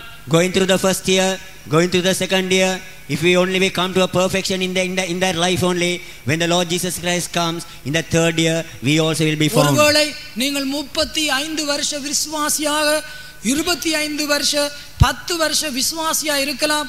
அந்த வருடங்கள் உங்களை தேவன் அண்டைக்கு கொண்டு செல்வதில்லை. உங்களுடைய ஜீவியத்திலே சொல்லப்பட்ட இந்த முதலாம் வருஷம் ரட்சிக்கப்படுதலின் அனுபவத்தின் அந்த பகுதி உண்டு. இரண்டாவது பரிசுத்தாவியை பெற்று கிறிஸ்துவின் நாள் வரைக்கும் நிறைவேற்றப்பட வேண்டிய நீதிகளுக்குள்ளே ஜீவிக்கிறது தான் உங்களை 3ஆம் வருஷத்துக்குள்ளே கொண்டு செல்லுகிறது. සමහර විට ඔබ ගැනීම ලබා අවුරුදු 35ක් වෙන්න පුළුවන් 25ක් වෙන්න පුළුවන් 10ක් වෙන්න පුළුවන්. නමුත් ඒ අත්දැකීම ඔබ උන්වහන්සේගෙන් ගෙනියන්න ලබන්නේ ඔබ පළවෙනි වර්ෂයේ වෙන පසුතැවිලි වී යේසුස් වහන්සේ ගැලුම් කාර්යය වශයෙන් පිළි අරගෙන බෞතිස්මය ලබාගෙන ඒ අත්දැකීම ලබා ගන්නට ඕන. ඊට පස්ව දෙවෙනි වර්ෂයේ වෙන සුද්ධාත්ම වහන්සේ ලබාගෙන උන්වහන්සේගේ ධර්මිෂ්ඨකම ඔබ සම්පූර්ණකම ලබාගෙන එම දෙවෙනි වර්ෂය ඔබ පසු කරොත් පමණයි එම තුන්වෙනි වර්ෂයේ වෙන උන්වහන්සේ ගීමට ඔබට යන්න පුළුවන්. Sometimes after receiving salvation, it would have been sometimes 10 years, 25 years or 35 years, but that does not qualify you to be caught up when Jesus comes.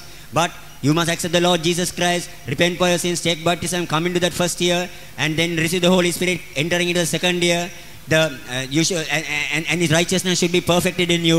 Only if that is found in you, you will be caught up when Jesus comes, and you will enter into the third year. இரண்டாம் வருஷம் மிகவும் முக்கியமான வருஷமா இருக்கிறது. දෙවෙනි වර්ෂය තාම වැදගත් වර්ෂයක් තිබෙනවා. All these years are very important years. யாராவது பரிசுத்தாவி பெறாவிட்டால் பரிசுத்தாவியை பெற்று கிறிஸ்துவினுடைய நீதிகளுக்குள்ளே ஜீவியுங்கள்.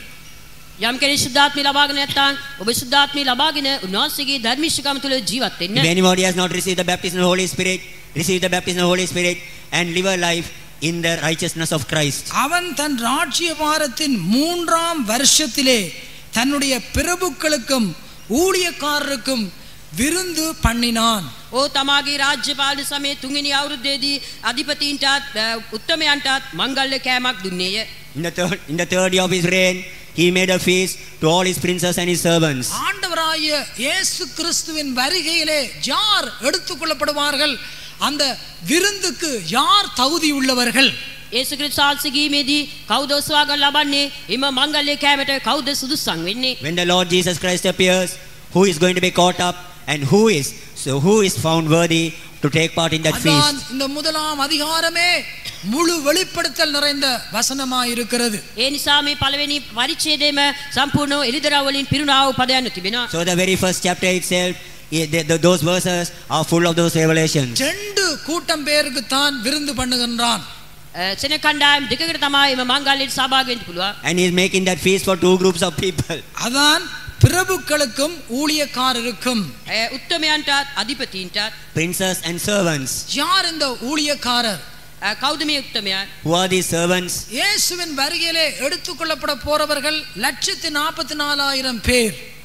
යේසුස් ක්‍රිස්තුස් වහන්සේ ගීමේදී ඔසවග ලබන්ට යනා වූ 1,44,000 දෙනෙක්. They are the 144,000 who will be caught up when Jesus Christ appears. இவர்கள் தான் ஊழியக்காரருடைய பகுதிக்கு வருகிறார்கள். මේ අය තමයි සේවකයන්ගේ කොටසට අයිති වෙන්නේ. They are the one who come to the part of the servants of God. அடுத்தது பிரபுக்கள் என்று சொல்லும்போது அது விசுவாசிகளுடைய கூட்டத்தார்கள். ඊළඟට අධිපතීන් කියලා කියන විට උන් ඇදිලිවන්තයන්ගේ කණ්ඩායම පෙන්වනවා. Secondly, when you say princes, that is the group of the believers. நீங்கள் யாரும் நினைக்க கூடாது எல்லா கிறிஸ்தவ சபையிலிருந்தும் இயேசுவின் வருகைக்கு ஒரு கூட்டம் பேர் எடுத்துக்கொள்ளப்படுவார்கள் என்று. ඔබ කිසි කෙනෙක් සිතන්ට එපා සියලුම ක්‍රිස්තියානි ආගම් වල සිට එක සෙනඟ කණ්ඩායමක් උන්වහන්සේ ගීමට ඔසවනවා කියා. You should never think from all the Christian churches a group of people will be caught up when Jesus comes. நிச்சயமாவே பரிசுத்தாவியை பெற்றதான சபைக்குள்ளே இருந்து ஒரு கூட்டம் ஜனங்கள் எடுத்துக்கொள்ளப்படுவார்கள். සැබවින්ම සුදාත්මය ආලීප ලබා ගත්තා වූ සභාවත් මැදින් එක සෙනඟ කොටසක් උන්වහන්සේ ඔසවා ගන්න ලබනවා. Certainly in the church that have received the baptism of the Holy Spirit, one group of people are going to be caught up. பரிசுத்தாவியை மட்டும் பெற்றால் போதாது, அப்போஸ்தலருடைய உபதேசத்துக்குள்ளே சரியாக கிறிஸ்துவின் நீதியை பின்பற்றுகின்ற பரிசுத்தவான்களுடைய அடிச்சுவல்ல ஜீவிக்கிற ஜனங்கள் தான் எடுத்துக்கொள்ளப்படுவார்கள். අවුන් සුදාත්ම යාලි පෙළ බාගත්තට පමණක් මදි. ඔවුන් සුදාත්ම යාලි පෙළ බාගෙන සභා ප්‍රීතියන් දී තිබෙනා වූ ඉගැන්වීම මත ඒ සුදවන්තයන් ගැලි පාරේ ගමන් කර උන්වහන්සේගේ ධර්මිෂ්ඨකම් සම්පූර්ණ කළා වූ කණ්ඩායම තමයි උසව ලබන්නේ. Receiving the baptism of the Holy Spirit alone is insufficient. Living according to the doctrines of the apostles and those who are following to fulfill all the righteousness of Christ and come to his perfection only, they are the group of people who will be caught up. இயேசு கிறிஸ்து விட்டு விட்டு போன சீஷத்துவத்தினுடைய பிரதிஷ்டையை பின்பற்றுகிறதான ஜனங்கள் மாத்திரம்தான் கிறிஸ்துவனுடைய வருகையிலே எடுத்துக்கொள்ளப்படுவார்கள். යේසු ක්‍රිස්තුස් වහන්සේ අනුව ගියා වූ ගෝලයන්ගේ කැපවීම අනුව ජීවත් වෙන සෙන කණ්ඩායමක් පමණයි උන්වහන්සේගේම රසවා ගන්න ලබන්නේ. Those who are following the consecrated servants of God and whom the Lord Jesus Christ has chosen, if they follow them only, they will be caught up when Jesus comes. அவர் விட்டு விட்டு சென்றதான அதே சீஷத்துவத்தினுடைய பிரதிஷ்டையோடு இந்த 2006 வருஷத்திலும் அவர்கள் அப்படி ஜீவிப்பார்கள் என்றால் மாத்திரமே அந்த ஜனங்கள் தான் இயேசு கிறிஸ்துவின் வருகைக்கு ஒரு கூட்டம் பேரை கொண்டு செல்ல முடியும். උන්වහන්සේ විසියාම ගෝලයන් සම කැපවීම අනුව මේ 2000 වර්ෂයේදී ඒ ආකාරයෙන්ම කැපවීම අනුව ජීවත් වෙනා වූ එම ගෝලයන් අනුව එම අනුගමනය කරන්නා වූ සෙන කණ්ඩායම පමණයි උන්වහන්සේගේ මේ උසව ලබන්නේ. Only his disciples who are living according to the consecration that the Lord Jesus Christ has told them, only such a group of people, they will be able to prepare a group to be caught up when Jesus comes. இந்த பிரதிஷ்டைக்குள்ள இருக்கிற 144,000 பேரும் அவர்களுடைய உபதேசத்துக்குள்ளே ஜீவிக்கிறதான அந்த பிரபுக்களும் தான் இயேசுவின் வருகையிலே எடுத்துக்கொள்ளப்படுவார்கள். මෙම 1,44,000 දෙනා එම කැපවීම අනුව ජීවත් වෙනවා. එම උත්තමයන් තමයි එම කැපවීම අනුව ජීවත් වෙනා එම උත්තමයන් තමයි යේසු ක්‍රිස්තුස් වහන්සේගේ මේ දේවසෝ ලබන්නේ. And those princes who are living according to the doctrines and the doctrines given by those apostles who are similar to that 144,000, only those people will be caught up when Jesus comes. அவர்களுடைய பிரதிஷ்டைக்குள்ளே ஜீவிக்கிறதான விசுவாசிகள் தான் எடுத்துக்கொள்ளப்படுவார்கள். ඔවුන්ගේ කැපවීම අනුව ජීවත් වෙනා නදිවන්තයන් තමයි උසව ලබන්නේ. The believers who are living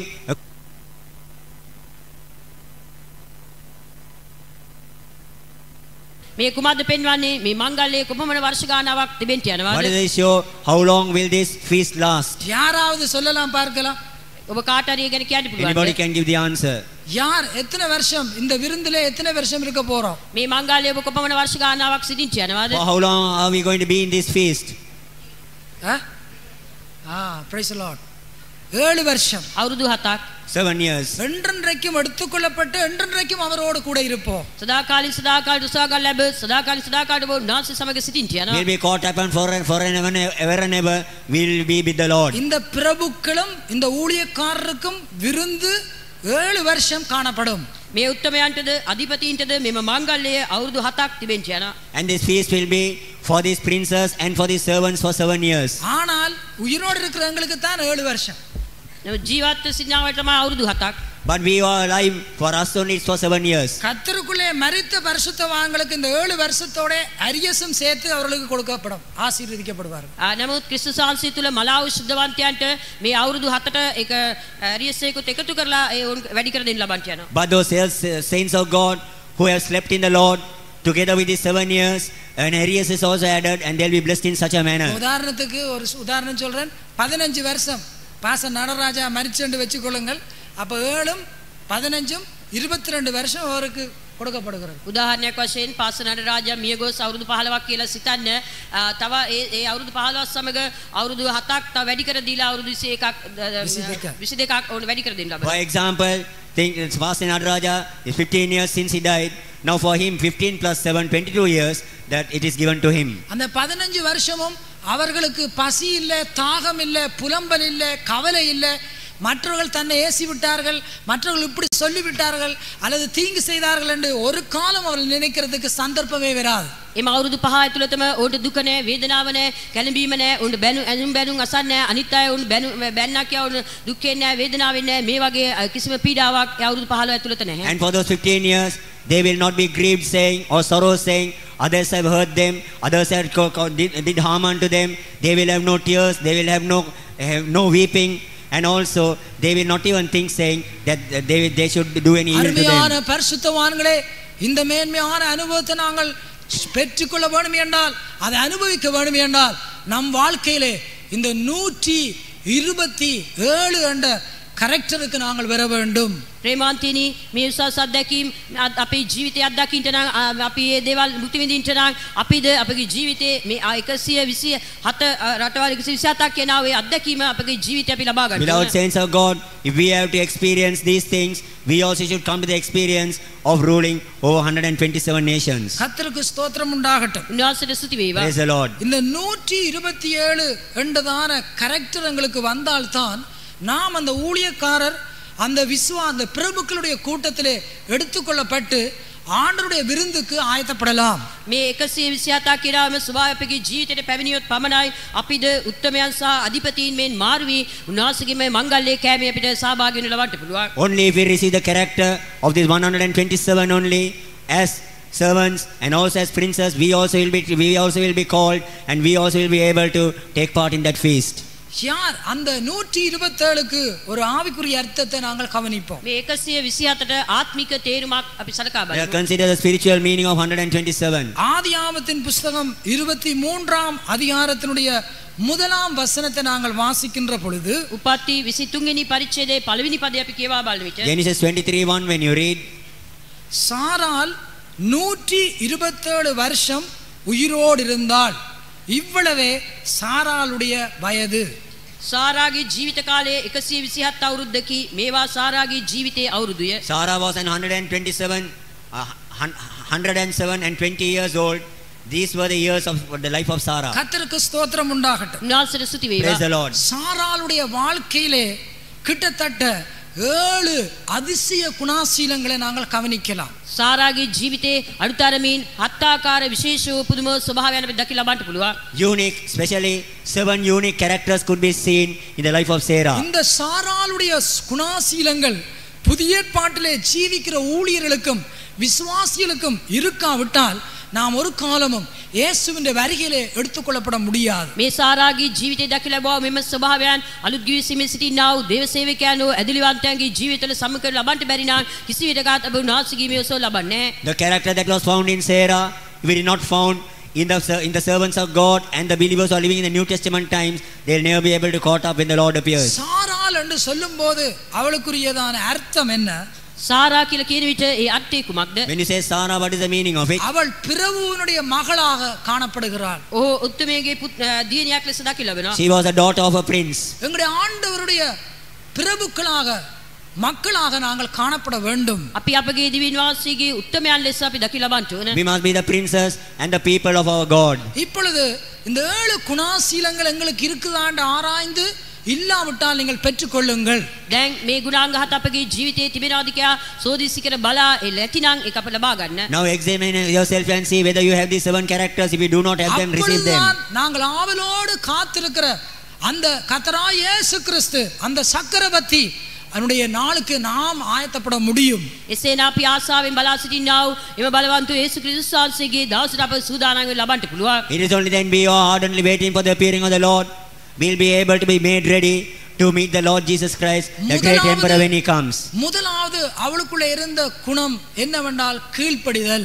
පළමුව ඇය සතුව තිබුණා වූ ගුණාංගී කුමක්ද නම් කීකරුකම. First of all, she had the character of obedience. ஆதியாகமத்தின் புத்தகம் 12ஆம் அதிகாரத்திலே 5ஆம் வசனத்திலே நாம் அதை கவனிக்கலாம். උපත්ති 12 වෙනි පරිච්ඡේදයේ 5 වෙනි පදේ අපි ඉගෙන බලන්න පුළුවන්. Genesis 12:5 we are able to read it. ஆண்டவர் ஆபிரகாமுக்கு சொன்ன பொழுது அவன் கீழ்ப்படிந்து போனான். උන්වහන්සේ ආබ්‍රහාම්ට කීකල ඔහු කීකරු වී ගියා. When the Lord said unto Abraham, he went in obedience. வீட்டை விட்டு தேசத்தை விட்டு இனத்தை விட்டு போகின்றான்.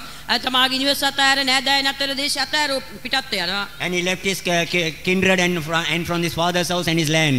ஆபிரகாம் தன் மனைவியாகிய சாராயையும் கூட்டிக் கொண்டு போனான். ආබ්‍රහාම් තමාගේ භාර්යාව වූ සාරායද කැටුව ගියා. Abraham went together with his wife who was Sarah. எந்த காரியத்துக்கும் தன்னுடைய புருஷனுக்கு அவள் உடந்தையாகவே காணப்பட்டாள். කොයිම ආකාරයෙන් තම පුරුෂයාට එකඟුණා වූ තැනැත්තියක් වශයෙන් දකින්න She was always one with her husband. அவனுடைய சித்தத்தை தேவ சித்தம் என்று ஏற்றுக்கொண்டாள். ඇය නිතරම ඔහුගේ කැමැත්ත දේව කැමැත්ත කියා ගණන් ගනු ලැබුවා. His will, she received it as the will of God. சாராளுக்கு நேரடியாக ஆண்டவர் பேசினது இல்ல. සාරාට කෙලින්ම දෙවියන් වහන්සේ කතා කළේ නැහැ. The Lord did not speak directly to Sarah. ஆபிரகாமுக்கு சொன்னது அது தனக்கு சொன்னதென்று விசுவாசித்தாள். ආබ්‍රහාම්ට පැවසූ දේ ඇය තමාට පැවසුවා කියා ඇදහිව්වා. But the Lord said unto Abraham, she believed that it was said unto her also. அநேகருக்கு தூதுகளில் பேசுகிற பொழுது இது எனக்கு இல்லை, என்னோட ஆண்டவர் பேச வேண்டும், சொப்பனத்தில் பேச வேண்டும், தரிசனத்தில் பேச வேண்டும், உடனே நான் கீழ்ப்படுகிறேன் என்று சொல்லுவார்கள். බොහෝ දෙනෙකුට ආත්මනාසේ අනාගත වාක්‍ය තුලින් කතා කරන විට මේක මට නෙවෙයි කතා කරන්නේ, උන්වහන්සේ මට සීන තුලින් කතා කරන්න ඕන, දර්ශන තුලින් කතා කරන්න ඕන, එවිට මම කීකරු වෙන්න මේ කියා පවසනවා. Sometimes when the Lord speaks through his messages, many people say, this is not for me. Through a vision or through a dream the Lord must speak unto me, then I will obey him immediately. தேவனுடைய பிள்ளையே, கர்த்தர் ஒரு போதும் உன்னோடு பேச மாட்டார், நீ அவ்விதமாகவே ஜீவிப்பாய். ஏனென்றால் நீ கீழ்ப்படியுதல் எங்கு முதலாவது ஆபிரகாம் கூடாக கிடைத்த பொழுது அவள் கீழ்ப்படிந்தாள். ප්‍රේමාන්තදාස දරුව ඔබ මේ ආකාරයෙන් ජීවත් වෙනවා නම් සිවිටකත් උන්වහන්සේ බදලි ක්‍රියා කරන්නේ නැහැ. නමුත් ආබ්‍රහාම්ට දෙවියන් වහන්සේ කතා කර දේ ඇය සාරා පිළිගත්තා. ඇය ඒ දෙයට කීකරුණා. So beloved child of God, never will the Lord speak unto you as if you are like this.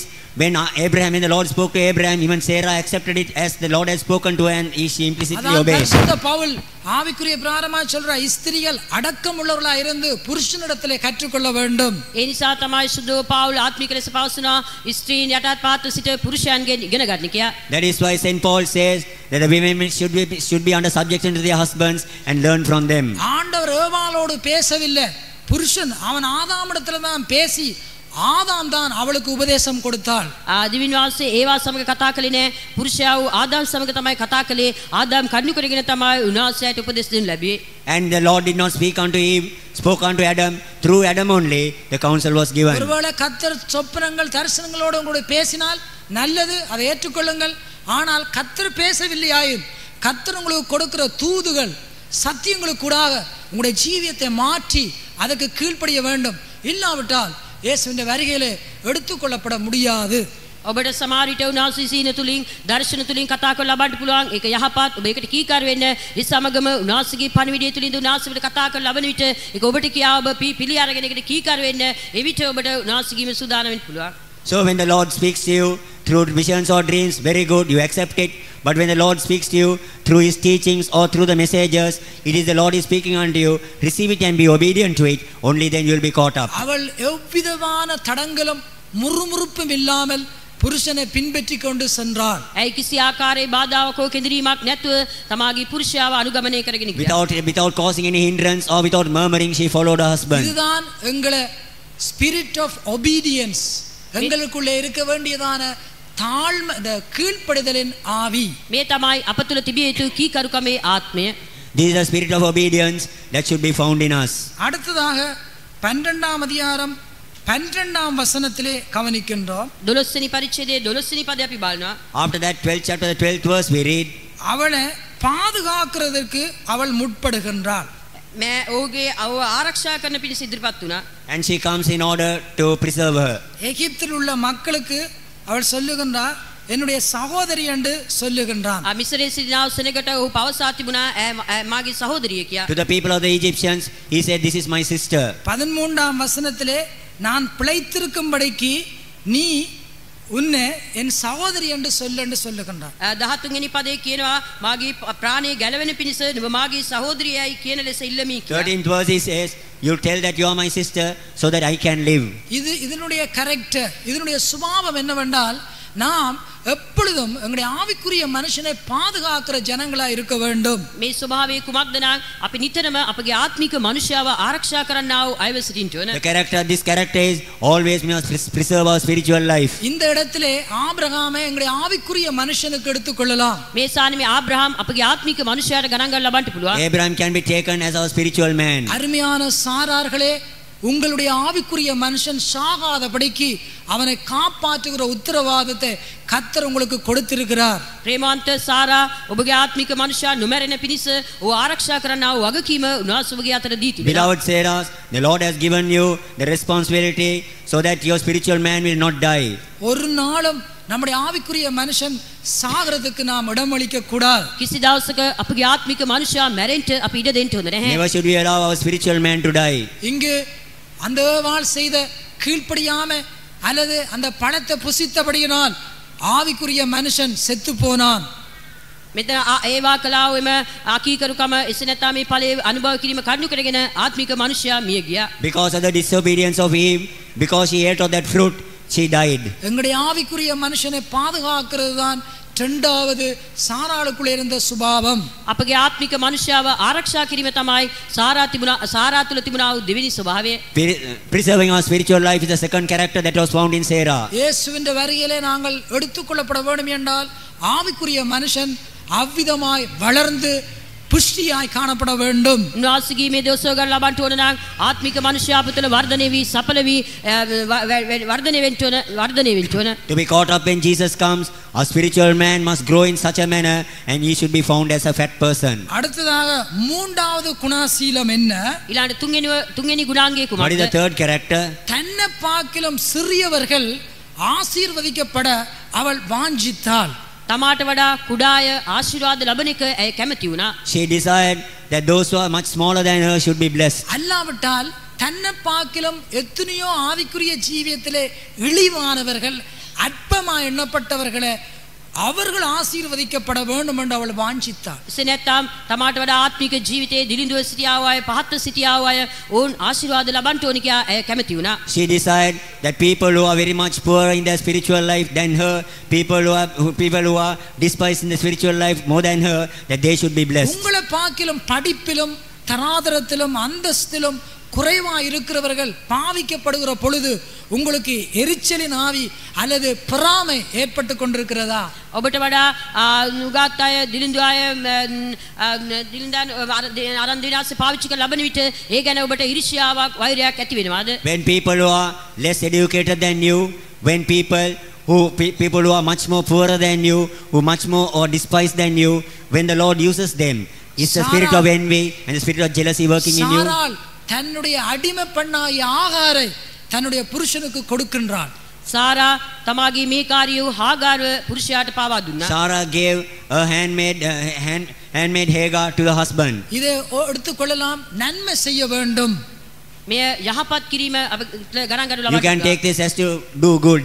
நாம் மற்றவர்களுக்கு நன்மை செய்ய வாஞ்சிக்க வேண்டும். අප අන් අයට යහපත කරන්නට ආසාවෙන් යන We must have decided to do good unto the others. வார்த்தை மற்றவர்களுக்கு தீமை செய்கின்றதா?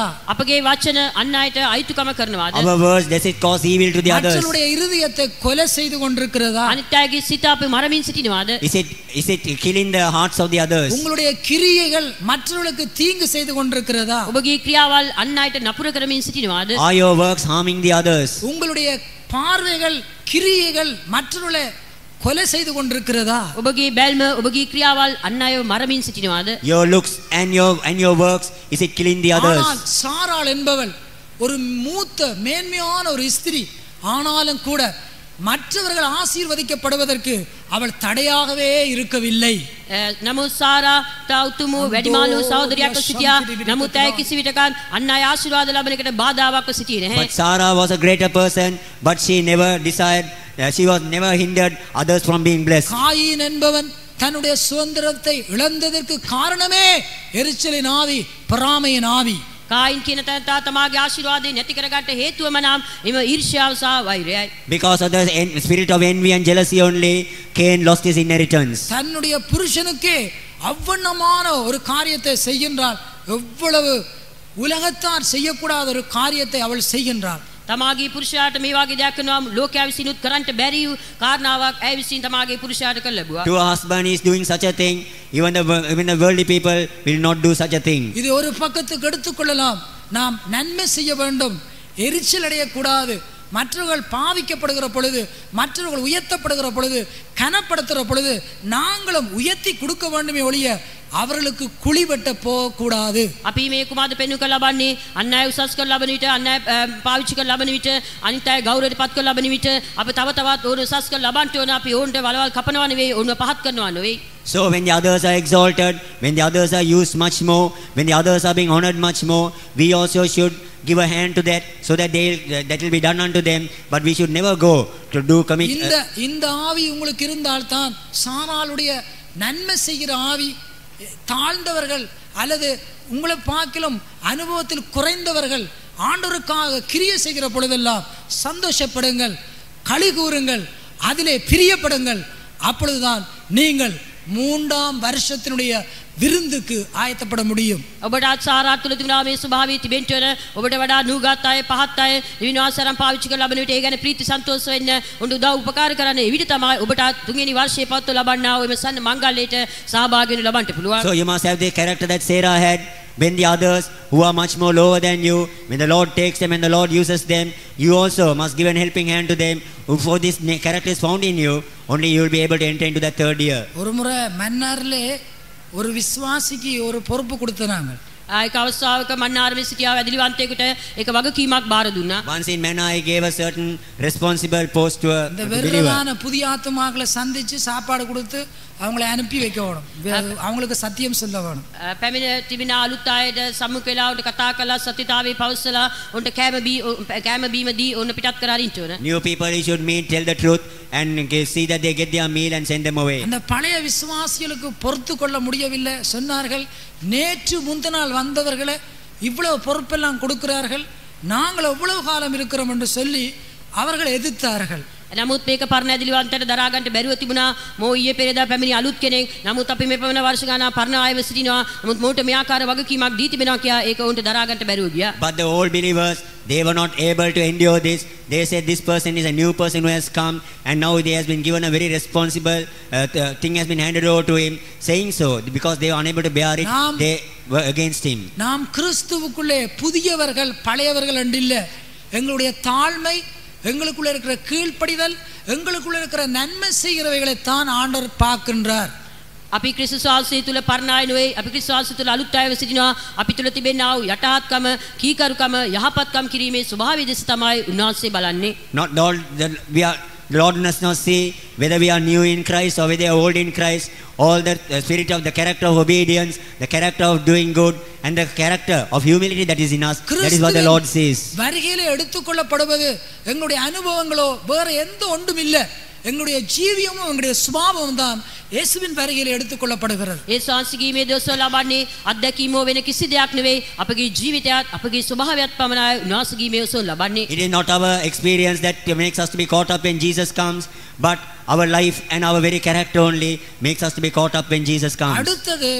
அடுத்த நாலாவது காரியம் என்னவென்றால், ඊළඟ හතරවෙනි කාරණාව කුමක්ද? The fourth thing is, அவள் அங்கு தன்னுடைய வேலைக்காரியை கொடுத்தது நிமித்தம் அவள் அற்பமாக எண்ணினாள் என்று கவனிக்கிறோம். ඒ සානේ තමාගේ මේ කාර්ය පුරුෂයාට පාවා දීම කරුණු කොටගෙන ඇයව සුළු කරනු ලැබුවා කියලා කියා තිබෙනවා. because she gave us a handmaid to the husband, she was despised. அங்கு ஆகார் என்பவள் தன்னுடைய எஜமாட்டியை அற்பமாக எண்ணினாள். හාගාර් තමාගේ ස්වාමි දුවව සුළු කොට සිටුවා. And Hagar, she despised her mistress. இது என்னத்தை குறிக்கிறது? நாங்கள் நன்மை செய்து அதனாலே பாட அனுபவிக்க வேண்டும். මේ පෙන්වන්නේ කුමක්ද නම් අප යහපත කර ඒ විනුවෙන් දුක් විඳින්න ඕන. What this shows is we must do good and endure suffering that நாங்கள் comes. தீமை செய்து பாட அனுபவிக்க கூடாது. අප අයහපත කර අප දුක් විඳින්න ඕන නෑ. We should not suffer by doing evil. நாங்கள் மற்றவர்களுக்கு நன்மை செய்து பாட அனுபவிக்க வேண்டும். අපි අන් අයට යහපත කර අප දුක් විඳීමක් දකින්න By ඕන. doing good to the others, we must suffer afflictions. எத்தனை பேர் சொல்ல முடியும், நான் நன்மை செய்து பாட அனுபவித்துக் கொண்டிருக்கிறேன் என்று சொல்றவர்கள் கரங்களை உயர்த்துங்கள் பார்க்கலாம் தேவனுக்கு முன்பாக. ඔබගෙන් කී දෙනෙකුට දෙන ආශිර්වාදය ඔබ යතෝස්වා පවසන්න පුළුවන්ද? මම යහපත කර අයහපත භුක්ති විඳිනවා, දුකින් ඉවසනවා කියලා ඔබගෙන් කී දෙනෙකුට කියන්න How පුළුවන්ද? many of us before the Lord can we say, by doing good, I am going through sufferings now? Shall we raise our hands? ஒரு ஆள் மட்டுமா? சிலர் மட்டும்தான். கதிரையில் இருக்கிறவங்க தான் உயர்த்துறாங்க, கீழே இருக்கிறவங்க இல்லை. நீங்க இயேசுவின் வருகைக்கு போகலாது. පුටුවල සිටිනා අය ස්වල්ප දෙනෙක් පමණයි අතෝසාන්නේ.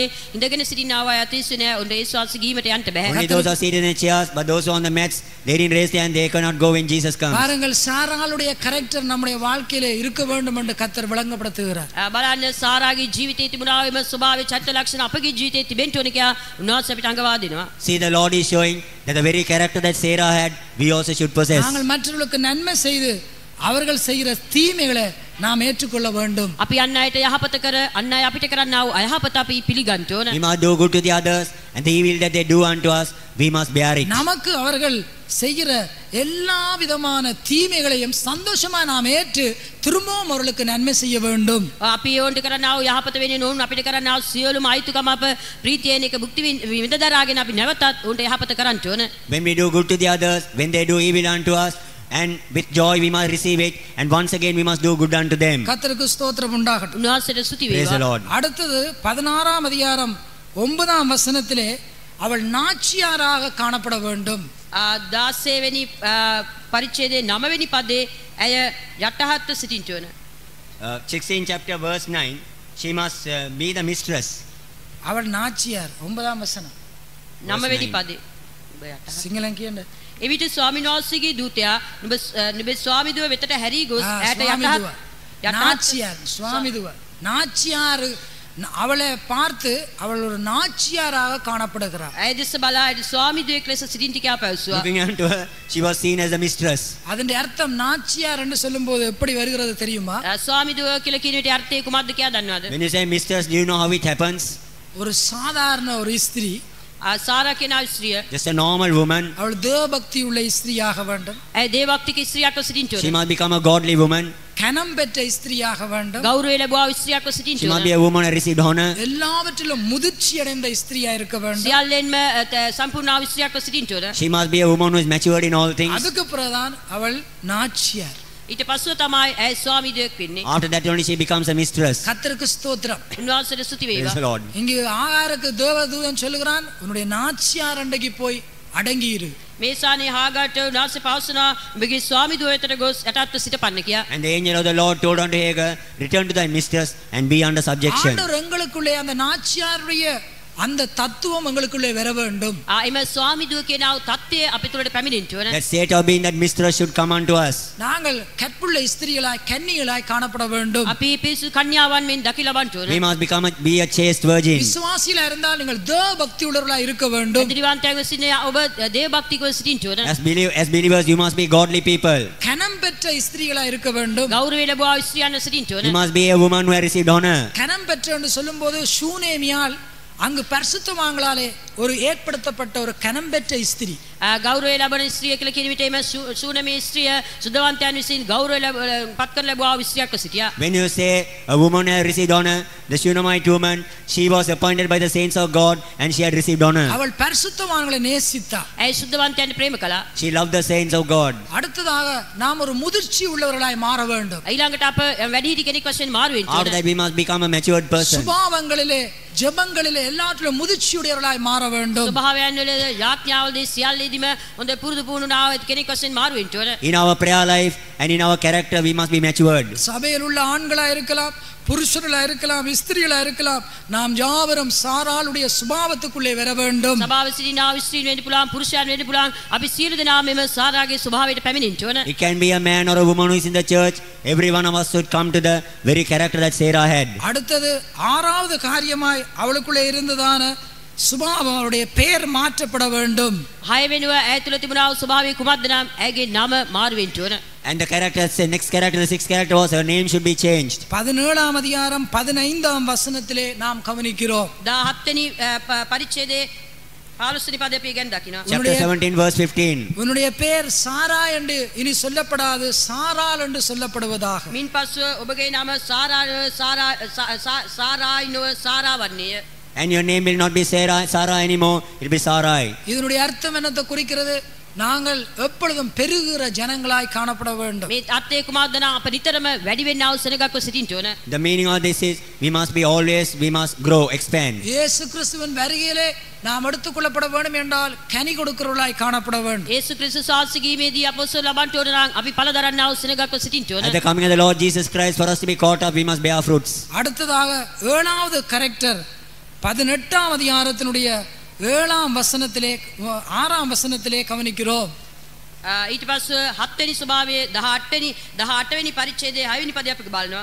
And then the seventh character, chapter 18 verses 6 and 7.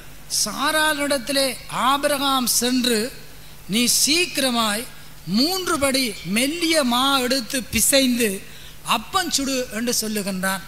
එවිට ආබ්‍රාම් කුරාරමි සාරා වෙතට යහුව ගොස් සිහින් පිටි නැලි 3ක් ඉක්මනින් සූදානම් කොට අනා රොටි සාදා පන්නයි කිවේය. And Abraham hastened into the tent unto Sarah and said, make ready quickly three measures of cake upon this heap. இது என்னத்தை குறிக்கின்றது? මේ කුමක්ද What does පෙන්වන්නේ? it show? நம்முடைய ஆவி, ஆத்துமா, சரீரம்தான் அந்த 3 படி என்று சொல்லப்பட்டிருக்கிறது. අපගේ ආත්ම ශරීරයේ ප්‍රාණය තමයි එම පින්නැලි තුන කියා පෙන්වලා ලබන්නේ. Are the three measures of our body, soul and spirit.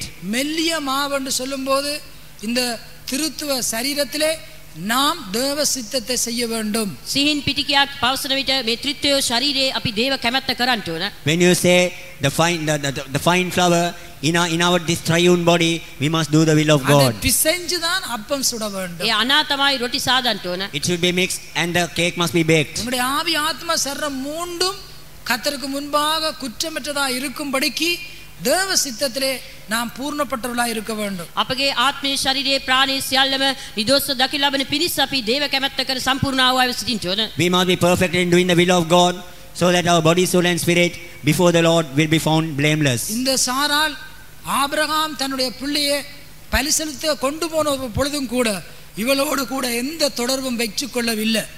මේ ආබ්‍රහම් තමාගේ පුත්‍රයාව පූජාවට උපකරන්න ගිය විට පවා ඔහු කිසි ආකාරයෙන් සාරා සමග කිසිම සම්බන්ධයක් තබා ගත්තේ නැහැ. When Abraham took his son in order to be sacrificed, she had no connection with Sarah. நாம் பிரியமானவர்களே தேவ சித்தம் செய்தால் எங்களுக்கு என்னென்ன துன்பம் வந்தாலும் நாம் அவைகளை குறித்து தொந்தரவுப்பட வேண்டிய அவசியமே இல்லை. ප්‍රේමාන්තිනි අපි දේව කැමැත්ත කරනවා නම් අපිට කුමන පීඩාවල් පැමිණුණත් අපි ඒ ගැන කරදර වෙන්න අවශ්‍ය නැහැ. Beloved ones, if we are doing the will of God, whatever sufferings or afflictions that may come, we need not be troubled over it. எங்களுடைய அருமையான அகாஸ்வேரு சக்கரவர்த்தியாகிய இயேசு கிறிஸ்து சீக்கிரமாக தன்னுடைய ராஜ்யபாரத்தின் சிங்காசனத்திலே 3வது வருஷத்தில் அவர் வீற்றிருக்க போகின்றார். අපගේ යේසුස් අහස්වේරෝස් රජ වෙනව අපගේ යේසුස් වහන්සේ ඊතා ඉක්මනින් මධ්‍ය ආකාශයේ තමාගේ 3 වෙනි වර්ෂයේදී තමාගේ සිංහාසනයේ ස්ථාපිත කර ලබන්නට යනවා.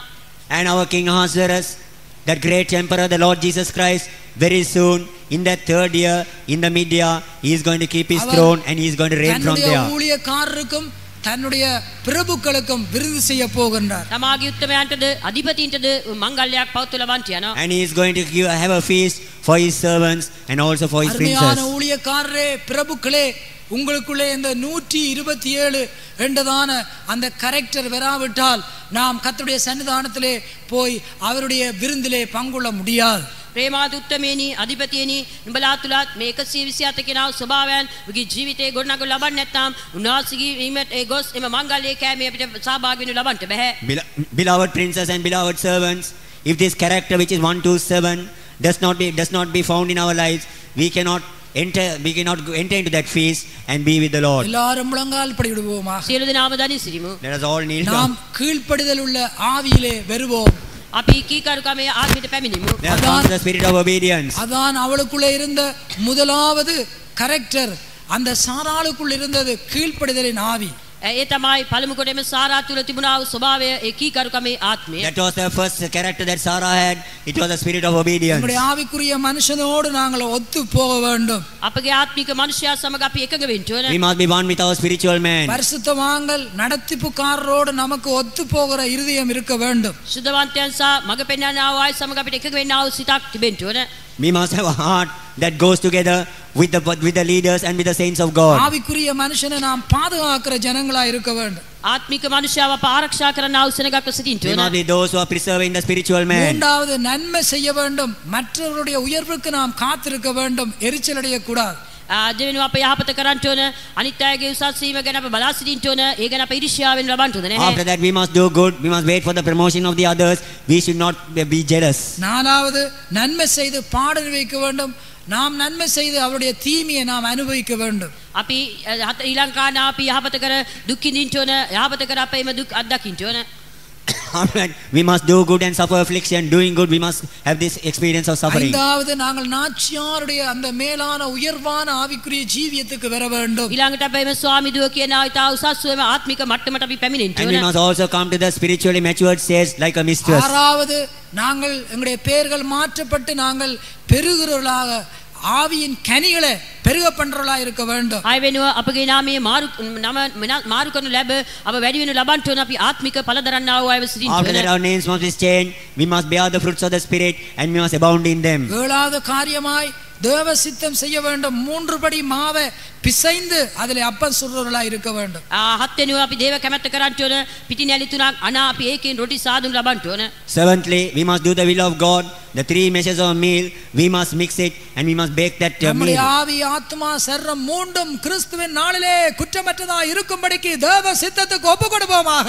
ආත්ම ශරීරයේ ප්‍රාණය තුනම උන්වහන්සේගේ මේ නිදොස් සිල්ලවන පිණිස උන්වහන්සේගේ ආධිනාස්කය අස්සට බාර කරන්න. Let us surrender ourselves to the will of God, so that on the day of the Lord Jesus Christ, our body, soul and spirit will be found blameless. நீங்கள் முதலாம் வருஷத்தில் இருந்தால் இரண்டாம் வருஷத்துக்குள்ளே சீக்கிரமாய் பிரவேசியுங்கள். සමහර විට ඔබ පළවෙනි වර්ෂයේ සිටිනවා වෙන්න පුළුවන්. ඊට ඉක්මනට දෙවෙනි වර්ෂයට ඇතුල් වෙන්න. Sometimes you may be in the first year, very soon get into the second year. இந்த இரண்டாம் வருஷத்துக்குள்ளே நாங்கள் கனி கொடுக்கிற ஜனங்களாய் காணப்படுவோமாக. මේ දෙවෙනි වර්ෂයේ අපි පළ දරන අවසනයක් ලෙස දකිමු. In the second year, let us be those who are bearing fruit. எங்களுடைய ஜீவியத்தை எத்தியோப்பியாவை போன்று அங்கு இந்தியாவை போன்று மிகவும் தாழ்மையோடு எளிமையோடு கத்தரண்டைக்கு திரும்புவோமாக. අපගේ ජීවිතයේ එම කුෂ් දේශයේ මෙන් තිබෙන්න පුළුවන් ඉන්දියාවෙන් ඊටම යටහත් පහත් ලෙස අපි අපව උන්වහන්සේගේ හස්තයට අපව බාර කරමු.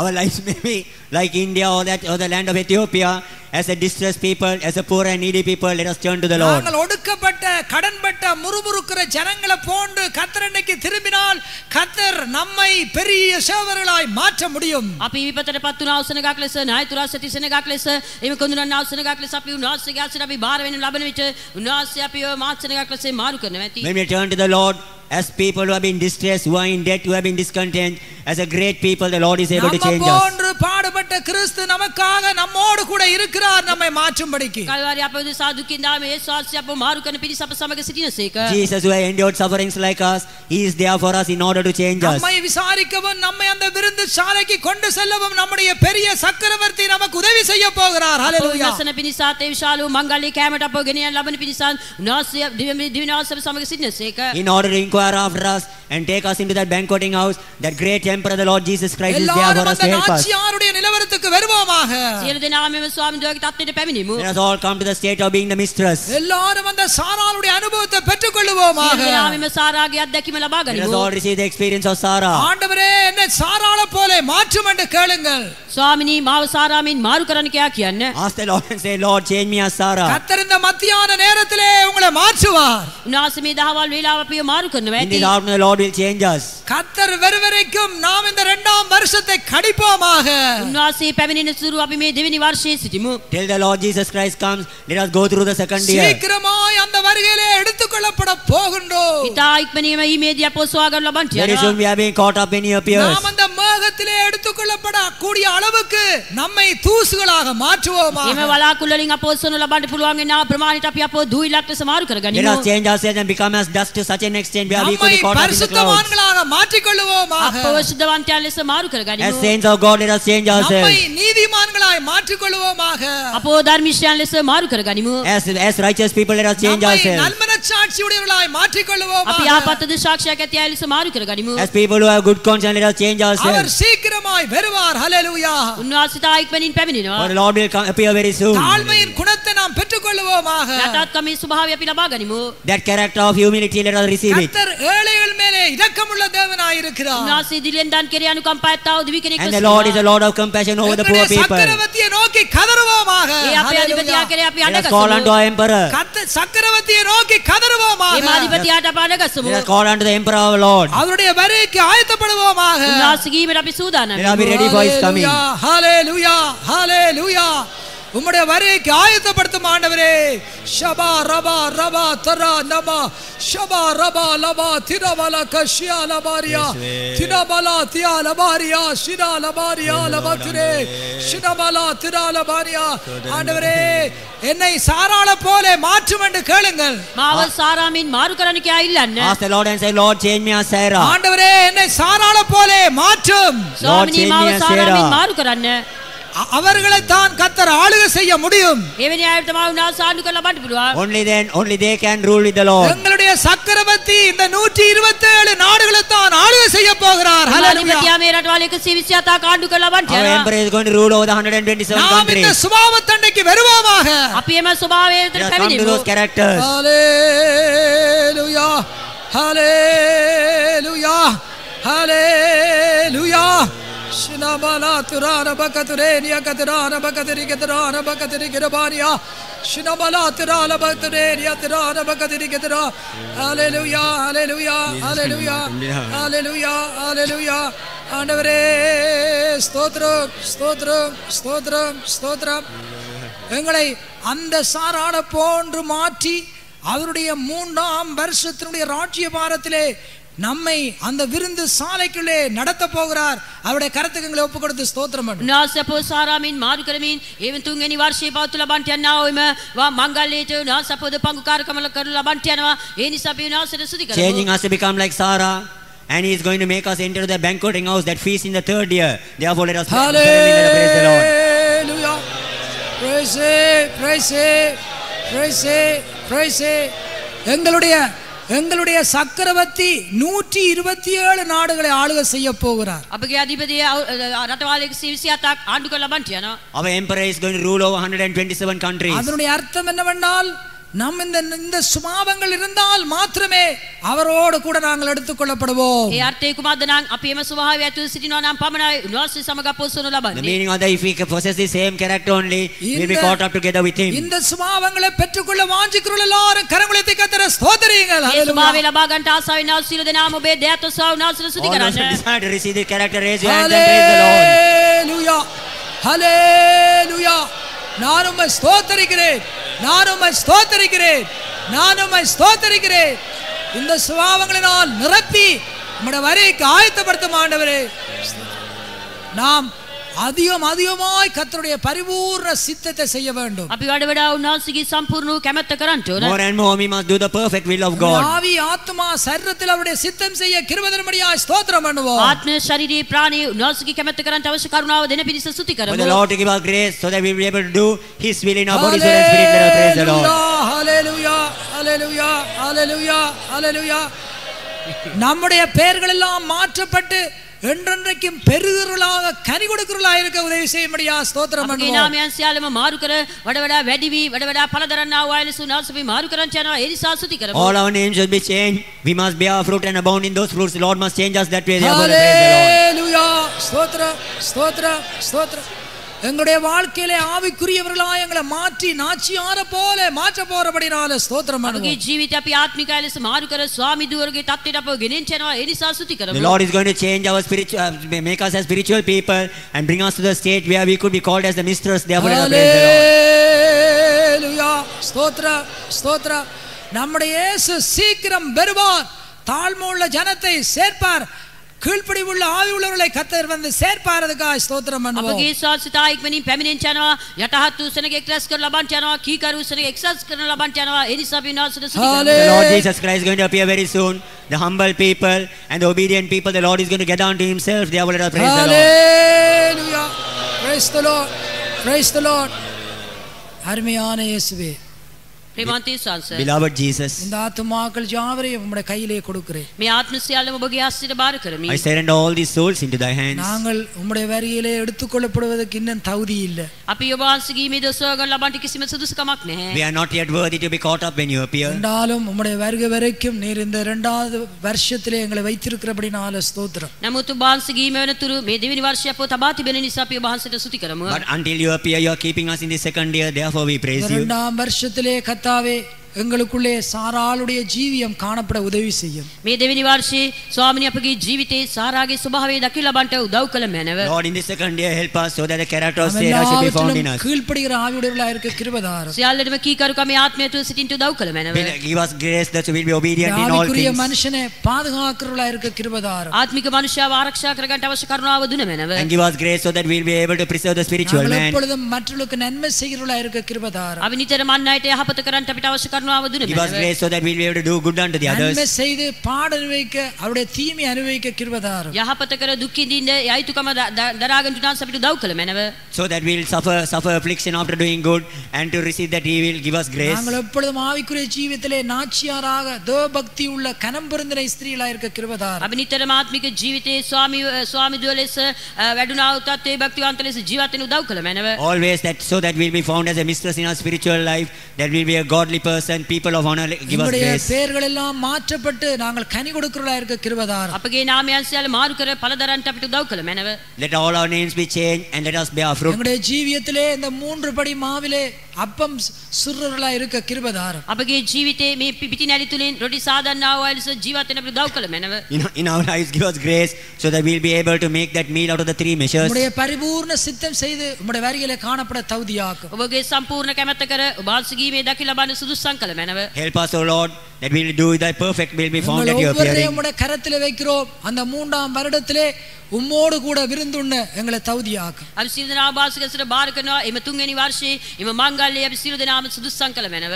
We surrender ourselves to thine hands and help and make us worthy to take part in that feast in the 3rd year. எல்லா கனமும் மகிமையும் துதியும் உமக்கே செலுத்துகிறோம். සියලුම ගෞරවය මහිමේ ප්‍රශංසාව ඔබට දෙමි. We give you all the glory, the praise and the honor. இயேசுவின் நாமத்தில் கேட்கிறேன் நல்ல பிதாவே. යහපත් ප්‍රේමාන්තේ ශාන්සගේ නාමයෙන් ඉල්ලමි. Good Father, I ask you in the name of Jesus. Amen. Amen. நம்முடைய கர்த்தராகிய இயேசு கிறிஸ்துவினுடைய கிருபையும் பிதாவினுடைய அன்பும் பரிசுத்த ஆவியானவருடைய அந்யோன்ய காவலும்